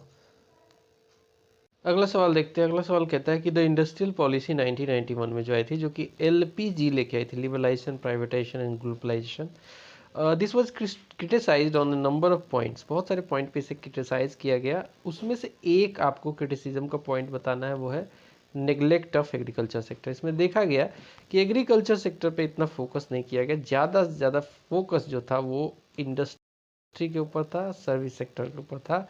Agriculture sector को नेग्लेक्ट किया गया था। तो वन ऑफ द क्रिटिसिज्म का जो पार्ट रहा वो था नेग्लेक्ट ऑफ एग्रीकल्चर सेक्टर। अगला सवाल देखते हैं। अगला सवाल कहता है कि the industrial policy 1991 was criticised on these points. कौन से पॉइंट्स पे क्रिटिसाइज किया गया? ये पॉइंट है erratic industrial growth, threat from foreign competition, इसके अलावा misplaced faith in the foreign investment. तो इंडस्ट्रियल पॉलिसी जो है 1991, this was criticised on these points, that is erratic industrial growth, threat from foreign competition and misplaced faith in foreign investment. अगला question देखते हैं। अगला question कहता है कि some time back the government of India decided to delicense white goods industry. ठीक है, delicense white goods industry. White good include what? White good जो होता है वो होता है items purchase for conspicuous consumption, जैसे कि फ्रिज, जैसे कि AC, ये सब वाइट गुड्स कहे जाते हैं। In the context of India's 5-year plans, a shift in the pattern of industrialisation with the lower emphasis on heavy industry and more on infrastructure begin in, ये start हुआ था 8th plan से। In the context of India's 5-year plans, a shift in the pattern of industrialization with lower emphasis on heavy industries and more on infrastructure began in 8th plan. The largest center of textile industry in India at present is, the largest center of textile industry in India at present is Mumbai. Mumbai is the right answer. A company declares dividend on subscribed capital. ठीक है, company किस capital पे dividend देती है? जब आप उसके share को सब्सक्राइब करोगे, शेयर होल्डर बनोगे, तो आपके सब्सक्राइब्ड कैपिटल के ऊपर वो जो है आपको डिविडेंड देगी। लाभांश जो होता है। From the balanced sheet of a company it is possible to what, balance sheet किसी भी कंपनी को देख के आप डिटरमाइन कर सकते हो the size and consumption of the assets and liability of the company. Balance sheet में एक तरफ जो होता है एसेट का कॉलम होता है, दूसरी तरफ लाइबिलिटीज़ का कॉलम होता है, और इसको बैलेंस किया जाता है, देखा जाता है कि ये दोनों जो है बैलेंस है कि नहीं, इसी को हम बैलेंस शीट कहते हैं। This group of goods is not included in fast moving consumer goods. FMCG ऐसा गुड होता है जो कि फास्ट मूविंग कंज्यूमर गुड्स होता है, जैसे कि ऑटोमोबिल एक इसका पार्ट नहीं है। FMCG में क्या क्या आएगा, जैसे कि मान लो कि साबुन हो गया, ये एक FMCG का प्रोडक्ट है। इसके अलावा शैम्पू हो गया, तमाम ऐसी चीज़ें। ऑटोमोबिल ये एक लग्जूरियस आइटम होता है, कार और motorcycle. These group of goods are included in FMCG, that is toiletry, dairy product, bakery product, ये सब जो है आपको FMCGs में आते हैं। टॉयलेटरी में आपको साबुन, शैम्पू, सर्फ सब कुछ आ जाएगा। डेयरी प्रोडक्ट में दूध वगैरह, बेकरी प्रोडक्ट, ये सब FMCG के पार्ट हैं। अगला क्वेश्चन देखते हैं, तो करेक्टली मैच लिस्ट। आपको एक तरफ इंडस्ट्रीज हैं, दूसरी तरफ इनके सेंटर्स कहाँ पे हैं। तो पर्ल फिशिंग का जो सेंटर है, इंडस्ट्रियल सेंटर, वो तूतीकोरिन में है। इसके अलावा अगर बात करें ऑटोमोबाइल का, तो ये पुणे में इसका इंडस्ट्रियल सेंटर है। शिप बिल्डिंग का जो इंडस्ट्रियल सेंटर है वो मरमू गांव में है। इंजीनियरिंग गुड्स का जो है इंडस्ट्रियल सेंटर वो पिंजौर में है, पिंजौर। अगला सवाल देखेंगे, this mode of privatisation is the most comprehensive and complete. सवाल फिर से सुनिएगा, this mode of privatisation is most comprehensive and complete, this is transferring ownership and management to private sector. ये जो है इस तरीके का जो प्राइवेटाइजेशन है वो ज़्यादा कॉम्प्रिहेंसिव और कंप्लीट है, जब सरकार अपना स्टेक पूरा जो है ट्रांसफ़र कर देती है ऑनरशिप के तौर पे, मतलब कि 49% एंड बिलो उसका स्टेक होल्डर हो जाता है स्टेट का। ठीक है, तो वो प्राइवेट सेक्टर को मैनेजमेंट और ऑनरशिप ट्रांसफ़र कर देती है। एसर्शन और रीजन वाला सवाल देखिए। एसर्शन कहता है कि disinvestment is an integral part of liberalisation of economy in India. Disinvestment यानी कि सरकार जब अपना स्टेक बेचती है, इन इन्वेस्टमेंट को डिस इन्वेस्टमेंट के थ्रू अपना प्राइवेट सेक्टर को स्टेक बेचती है, वो एक इंटीग्रल पार्ट है liberalisation of economy in India. ये क्या सही है? बिल्कुल सही है। दूसरा कहता है कि the proceeds are being used according to the stated policy. जो प्रोसीड आता है, मतलब ये बेचने के बाद जो सरकार अपना डाइल्यूशन करती है, डिसइन्वेस्टमेंट के थ्रू अपना स्टेक को बेचती है, उससे जो पैसा जनरेट होता है, जो प्रोसीड आता है, these are being used according to the stated policy. ठीक है, तो वो दोनों सही है, बोथ एसर्शन और रीजन दोनों ट्रू है, बट रीजन जो है वो नॉट करेक्ट एक्सप्लेनेशन है ए का। अगला अगेन सवाल है, एसर्शन और रीजन का सवाल है। एसर्शन कहता है कि the government is resorting to disinvestment of some of its public sector unit. ठीक है, सरकार ने डिसाइड किया है कि डिसइन्वेस्ट करेगा, some of its public sector units को डिसइन्वेस्ट करेगा ये। रीजन कहता है कि PSUs have not generated enough employment opportunity. बात सही है, बिल्कुल सही है। पब्लिक सेक्टर अंडरटेकिंग्स जो है वो इतनी ज़्यादा जो है एम्प्लॉयमेंट को जनरेट नहीं कर पाई हैं, तो सॉरी, एम्प्लॉयमेंट तो खूब जनरेट करी है इन्होंने, बट लो साइडेड एम्प्लॉयमेंट, उस एम्प्लॉयमेंट से बहुत फ़ायदा नहीं है, ये बात सही है। तो आर फॉल्स है, एम्प्लॉयमेंट तो खूब जनरेट करी है PSUs ने, ए सही है, आर फॉल्स है। ठीक है, डिसइन्वेस्टमेंट जो है, disinvestment is in public sector के enterprises, it started from this financial year 1991-1992 में, फाइनेंशियल ईयर में LPG पॉलिसी जब से आई थी, न्यू इंडस्ट्रियल जो रिजोल्यूशन आया था, जो पॉलिसी आई थी 1991-1992 में, उसमें डिसइन्वेस्टमेंट शुरू हो गया था पब्लिक सेक्टर इंटरप्राइजेस का। इसके पाइनियर माने जाते हैं उस समय के जो फाइनेंस मिनिस्टर थे, मनमोहन सिंह जी। अगला सवाल देखिए, among the Bhilai, Bokaro, Jamshedpur and Bhadravati, among the Bhilai, Bokaro, Jamshedpur and Bhadravati iron steel plants, this is not located on river side. Bhilai जो है रिवर साइड के लोकेटेड नहीं है, बाकी सब जो है रिवर साइड पे लोकेटेड है, भिलाई नहीं है। The Bhilai steel plant has been established with the assistance of, Bhilai steel plant जो है ये help of Soviet Union, USSR के असिस्टेंस से बना है। Bhilai steel plant is a dash enterprise, एक पब्लिक सेक्टर का इंटरप्राइज है, एक पब्लिक सेक्टर का इंटरप्राइज है Bhilai steel plant. Rourkela steel plant जो है it was establish in collaboration with Rourkela जो स्टील प्लांट है ये जर्मनी की मदद से बना था, वेस्ट जर्मनी की। बोकारो स्टील प्लांट जो है ये इस्टेब्लिश हुआ था with the help of again Soviet union USSR की मदद से। करेक्टली मैच आपको बताना है फिर से। राउरकेला जो है जर्मनी की मदद से बना था, भिलाई यूएसएसआर की मदद से बना था, दुर्गापुर का जो स्टील प्लांट है ये बना था यूके की मदद से, बोकारो का बना था यूएसएसआर अगेन सोवियत यूनियन उस समय हुआ करता था। अगेन आपको यहाँ पे स्टील प्लांट और उनके लोकेशन को मैच करना है। तो भिलाई जो इस्पात कारखाना है वो छत्तीसगढ़ में, बोकारो स्टील प्लांट झारखंड में, दुर्गापुर वेस्ट बंगाल में और राउरकेला जो है इस्पात कारखाना स्टील प्लांट उड़ीसा में है। करेक्टली मैच बताना है। Integrated steel plant at Jajpur Orissa में, ये जो है नीलांचल इस्पात निगम लिमिटेड बोलते हैं इसको। Power plant at Jamnagar Gujarat, ये इसार पावर इसको मेंटेन कर रहा है। नबी नगर पावर प्लांट जो है बिहार में, ये इंडियन रेलवे एंड एनटीपीसी जो है इसको मैनेज कर रहा है। Kayamkulam power plant NTPC limited के अधीन है, केरला वाला। The Indian diamond institute has been established at Surat. Indian diamond institute कहाँ पे इस्टेब्लिश है? तो ये सूरत में इस्टेब्लिश्ड है।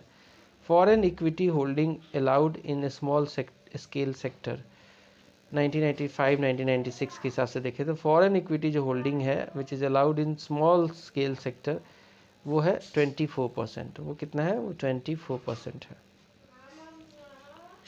The centres of cement industry and their states, the centres of cement industry and their states देखें तो सिक्का जो एक सीमेंट इंडस्ट्री का सेंटर है गुजरात में पड़ता है। कटनी आपको देखने को मिलेगा मध्य प्रदेश में। चर्क आपको एक सीमेंट की इंडस्ट्री बहुत फेमस उत्तर प्रदेश। तिरुनेलवेली तमिलनाडु। अब देखिए एक तरफ है प्लेसेस और दूसरी तरफ है इंडस्ट्रियल सेक्टर्स सेंटर्स। तो विशाखापत्तनम में क्या है? Ship building. मूरी में क्या है? एल्यूमिनियम।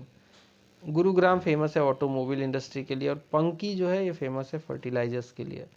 अगेन करेक्टली मैच आपको देखना है। सेंटर्स एक तरफ है, दूसरी तरफ है इंडस्ट्रीज। औनला सेंटर जो है फर्टिलाइजर्स के लिए फेमस है। मोदी नगर जो है ये फेमस है रबड़ के लिए। बाराबंकी फेमस है पॉली फाइबर के लिए उत्तर प्रदेश में। कानपुर में एक्सप्लोसिव फैक्ट्रीज काफ़ी फेमस है, ऑर्डिनेंस एक्सप्लोसिव। फिर आता है सिटी और इंडस्ट्री। कोयम्बतूर में कॉटन टेक्सटाइल इंडस्ट्री काफ़ी फेमस है। राउरकेला उड़ीसा में आयरन एंड स्टील का यहाँ पे कारखाना ही है, काफ़ी फेमस है। फिर आता है कपूरथला, राउरकेला के बाद कपूरथला, ये रेल कोच के लिए फेमस है। बरौनी बिहार में पेट्रोलियम रिफाइनिंग कंपनी है, ठीक है, यहाँ पे पेट्रोलियम प्रोडक्ट्स की रिफाइनिंग होती है। फिर आता है सिंगरौली मध्य प्रदेश में, ये कोल के लिए फेमस है। सिंगरौली काफ़ी फेमस है कोल के लिए, यहाँ पे कोल माइनिंग होता है। कजरहट, कजरहट जो है उत्तर प्रदेश में सीमेंट के लिए फेमस है। कोयाली, कोयाली ऑयल फील्ड है, ये आपको गुजरात में देखने को मिलता है। आनंद फेमस है, आनंद एक जगह है भुज के आगे पड़ता है, ये फेमस है मिल्क इंडस्ट्री के लिए, मिल्क के लिए काफ़ी फेमस है। आनंद छाछ, आनंद मिल भी आता है, मिल्क का पैकेट आता है। अगला सवाल देखेंगे, करेक्टली मैच पेयर्स देखेंगे हम लोग। बायोटेक्नोलॉजी पार्क जो है लखनऊ में है। त्रोनिका सिटी गाजियाबाद में है। प्लास्टिक सिटी कानपुर को बोलते हैं। लेदर टेक्नोलॉजी पार्क आपको उन्नाव उत्तर प्रदेश में देखने को मिलेगा। With reference to national investment fund to which the disinvestment proceeds are routed, the correct statement आपको बताना है। With reference to the national investment fund to which the disinvestment proceeds are rooted, the correct statement are certain asset management companies are appointed as fund managers, बिल्कुल सही है। A certain proportion of annual income is used for financing selected social sectors, ये भी सही है। अगला सवाल देखिए, these are the purposes to which the National Renewable Fund has been set up। सवाल फिर से सुनिएगा, these are the purposes to which the National Renewable Fund has been set up। These purposes are to restructure sick small industries, बिल्कुल सही है। To help workers likely to be displaced due to retrenchment in the process of industrial restructuring. अगला सवाल देखिए, this is the objective of national renewable fund. National renewable fund का जो है वो पर्पस है to safeguard the interest of workers who may be affected by technological upgradation. किसी भी इंडस्ट्री में टेक्नोलॉजिकल अपग्रेडेशन होता है तो मशीनें आ जाती हैं और आदमी का जो है काम जो है छूट जाता है, तो उनको दोबारा से कहीं ना कहीं एम्प्लॉयमेंट दिलाया जाए, उनको हेल्प किया जा सके इस फंड के through, in the case of closure of sick unit also. अगला सवाल देखिए, the objectives of national renewable fund set up in 1992 were to give training and counselling for workers affected by retrenchment. कई बार जो होता है वॉलंटरी रिटायरमेंट सर्विस भी होता है, रिट्रेंचमेंट भी कर देती हैं कंपनियां, तो उनको दोबारा से काउंसल किया जा सके, इस फंड के थ्रू ट्रेन किया जा सके ताकि दूसरे जगह जाके काम कर पाए। रीडिप्लॉयमेंट ऑफ वर्कर्स भी इसका पर्पस है। नेशनल रिन्यूएबल फंड जो है it has been established for retraining of labour, दोबारा से ट्रेनिंग की जा सके लेबर की, उसके लिए ये लाया गया है।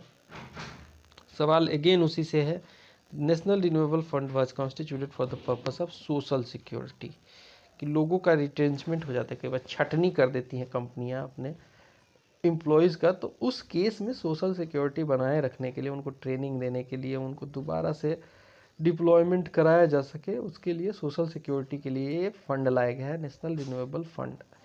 This is related to as the golden handshake. This is related to as golden handshake. Answer होगा VRS।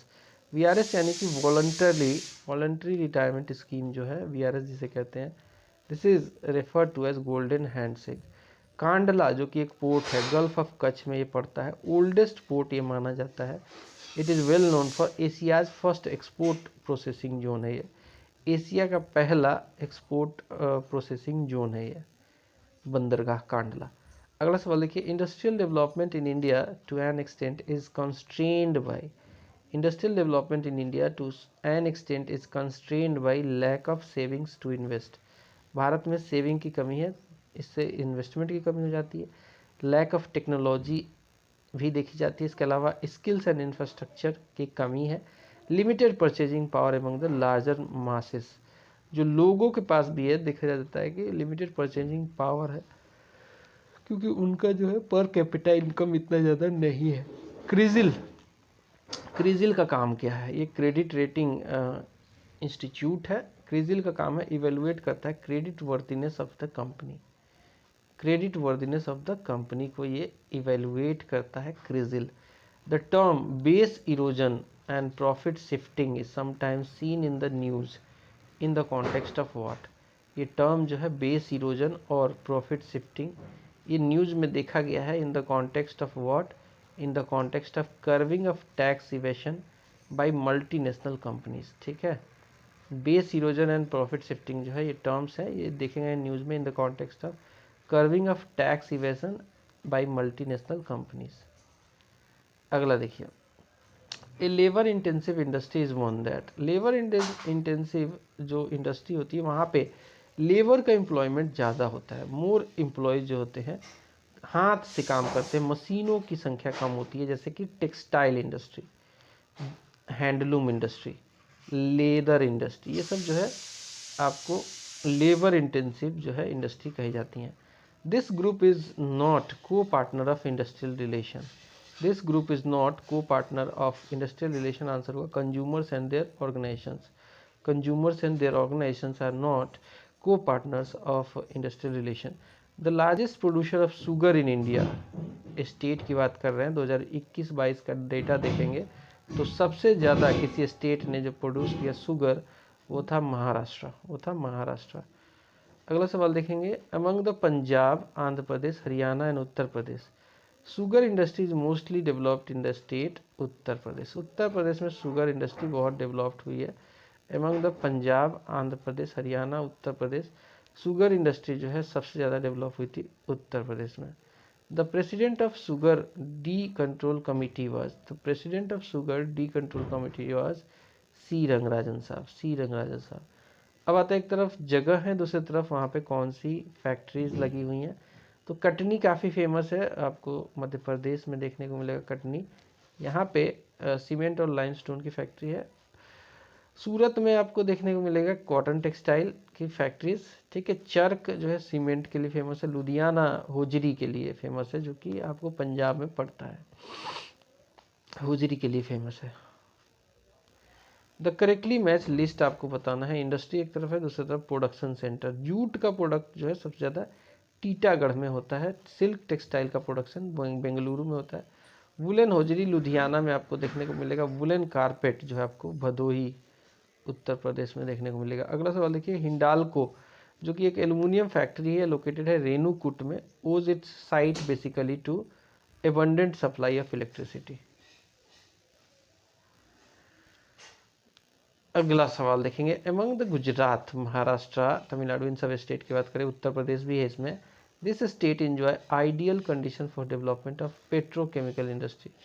तो पेट्रोकेमिकल इंडस्ट्री कहाँ पे होगी? जहाँ पे पेट्रोलियम का प्रोडक्शन होगा।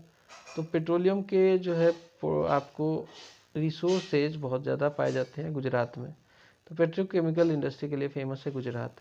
असर्सन रीजन वाला सवाल है। असर्सन कहता है कि coastal Gujarat has been called an industrial workshop. Coastal Gujarat जो है it has been called an industrial workshop, खासकर जामनगर और ऐसे बहुत सारी जगह। It is dotted with the manufacturing units of textile and garments, pharmaceutical and petrochemical. तो दोनों बातें सही है, ए भी सही है, आर भी सही है, और आर जो है करेक्ट एक्सप्लेनेशन भी है ए का। Participation of labourers in the management means what? Participation in the policy decision making.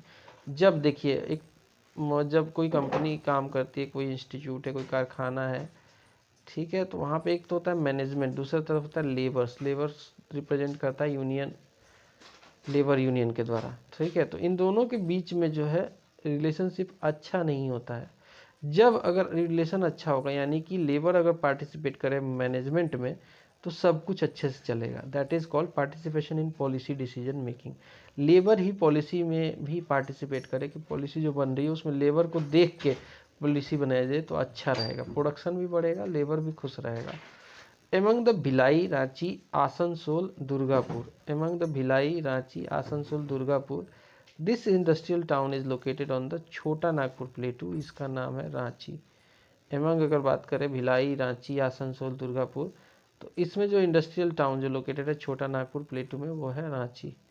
Dewas is famous for what? Dewas famous है प्रिंटिंग ऑफ करेंसी नोट्स के लिए। देवास क्यों फेमस है? देवास फेमस है प्रिंटिंग ऑफ करेंसी नोट्स के लिए। These are correctly matched। Again देखिए, setting up of the first cotton mill, ये कहाँ पे लगाया गया था? 1818 में, कलकत्ता में लगाया गया था। Manufacture of first machine based made paper, ये 1870 में कलकत्ता में। Setting up of first cement factory, ये मद्रास में 1904 में लगाया गया था। Consider the following events. Number 1, development of sugar industry by Indians, starting of first jute mill in Rishra, production of steel in India for the first time, starting of first textile mill in Bombay. इसको chronological order में लगाना है। तो सबसे पहले क्या हुआ था? डेवलपमेंट हुआ था शुगर इंडस्ट्री इंडियंस के द्वारा, तो ये सही ऑर्डर में है फर्स्ट। उसके बाद सेकंड आएगा, पहला जूट मिल लगा था, फिर रिसारा में। फिर हुआ था स्टार्टिंग ऑफ फर्स्ट टेक्सटाइल मिल बॉम्बे में 19वीं शताब्दी में। फिर जो है 1907 में पहला स्टील फैक्ट्री जो है जमशेदपुर में टिस्को करके लगा था। अगला देखते हैं, मैच करना है, एक तरफ इंटरप्राइजेज, दूसरी तरफ इंडस्ट्रियल ग्रुप, कौन उसे मैनेज करता है? वीएसएनएल ये टाटा ग्रुप मैनेज करता है। मुंद्रा स्पेशल इकोनॉमिक जोन, ये जो है ये आपको गुजरात में देखने को मिलेगा। गुजरात में ये पोर्ट है मुंद्रा स्पेशल इकोनॉमिक जोन के साथ। ये अडानी ग्रुप इसको मैनेज करता है, अडानी ने इसे खरीद लिया है। सीएमसी लिमिटेड जो है इसको टाटा ग्रुप मैनेज करता है। आईपीसीएल रिलायंस ग्रुप जो है इसको मैनेज करता है।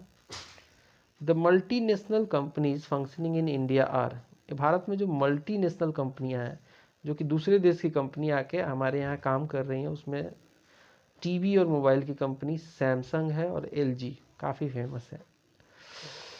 The correctly matched pairs are as follow, automobile manufacturer and headquarter उनके। तो BMW AG ये हेडक्वार्टर है इसका जर्मनी में, BMW जर्मन कार है। डाइमर AG ब्रिटेन की है। रेनॉल्ट जो है ये भी कार की कंपनी है, फ्रांस की है। वोक्सवैगन ये जो है जर्मन है। एसर्सन रीजन वाला सवाल देखेंगे। एसर्सन कहता है कि information technology is fast becoming a very important field of activity in India. Information technology is fast becoming a very important field of activity in India, बात तो सही है। आर देखते हैं, software is one of the major export of the country and India has very strong base in hardware, गलत। ठीक है, सॉफ्टवेयर एक मेजर एक्सपोर्ट नहीं है कंट्री में, और भारत बहुत स्ट्रॉन्ग भी नहीं है हार्डवेयर में, तो आर फॉल्स है, ए ट्रू है। The all India khadi and village industry, जिसे KVIB बोलते हैं, board was set up during the first 5 year plan, जनवरी 1953 में। The head office of the khadi village and industry commission KVIC, इसका हेडक्वार्टर मुंबई में है। करेक्टली मैच बताना है। गोस्वामी कमेटी किस लिए बनी थी? ताकि प्रॉब्लम ऑफ इंडस्ट्रियल सिकनेस को दूर किया जा सके, उसको स्टडी करने के लिए, प्रॉब्लम्स ऑफ इंडस्ट्रियल सिकनेस को स्टडी और उसको दूर करने के लिए सजेशन देने के लिए गोस्वामी कमेटी बनी थी। जानकी रमन कमेटी बनी थी to prove the share scam को प्रूव करने के लिए। मल्होत्रा कमेटी बनी थी reforms in the insurance sector में रिफॉर्म्स के लिए, मल्होत्रा कमेटी। तारापोरे कमेटी बनी थी फुल कन्वर्टिबिलिटी ऑफ रुपी के लिए, फुल कन्वर्टिबिलिटी, जो कि भारत का जो रुपया है वो डॉलर में कैसे कन्वर्ट किया जा सकता है। मीरा सेठ कमेटी बनी थी डेवलपमेंट ऑफ हैंडलूम्स के लिए, मीरा सेठ कमेटी बनी थी डेवलपमेंट ऑफ हैंडलूम्स के लिए। सत्यम कमेटी बनी थी टेक्सटाइल पॉलिसी के लिए। The chairman of national commission for enterprises in the unorganised sector was Arjun Sengupta. The chairman of national commission for enterprises in the unorganized sector was Arjun Sengupta.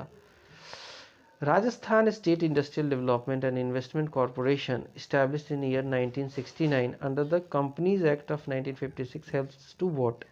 So Rajasthan का state industrial development and investment corporation जो है, इसको establish किया गया था 1969 में under the companies act 1956 के द्वारा, to establish industrial areas, to provide social infrastructure also, and to provide project report also, and to project profile and managerial services also. अगला सवाल देखिए, Rajasthan state international development and investment corporation, जिसको रिको कहते हैं, has signed memorandum of understanding with the Japanese company for establishment of Japanese units in Nimarana industrial area. These Japanese company is Japanese company is Japanese External Trade Organization JETRO. In states of India, the state finance corporations have given assistance mainly to develop medium and small scale industries. किसको help करती हैं ये state finance corporation? Medium and small scale industries. The rank of India in 2021-2022 in world textile export में भारत का rank जो था वो second था। अब देखिए मैच करना है। रिलायंस जो है मुकेश अंबानी की कंपनी है, विप्रो अजीम प्रेम जी की कंपनी है, एयरटेल सुनील भारती मित्तल साहब की कंपनी है, नैनो कार रतन टाटा की कार थी टाटा ग्रुप का। ई बिज रेफर टू व्हाट? ई बिज जो है वो ई बिजनेस से रिलेटेड है, single window for approach to government services. E biz, e commerce का मतलब होता है trade and internet, trade on internet को ई कॉमर्स कहते हैं। जैसे कि आप ई कॉमर्स वेबसाइट से कई बार आप सामान मंगाते हो, अमेजन फ्लिपकार्ट, तो ट्रेड करते खरीदते हो इंटरनेट पे। This is the largest e commerce company in India, answer होगा M junction. This is the largest e commerce company in India, M junction. This is the largest software company in India, largest software company Bharat की है TCS, Tata consultancy services. This is the largest software company in India, Tata consultancy services. The purpose of district mineral foundation in India is protecting the interest of the persons affected by mining operations. The purpose of district mineral foundations in India is protecting the interest of persons affected by mining operations. The term domestic content requirement is sometimes seen in the news with reference to developing solar power production in the country.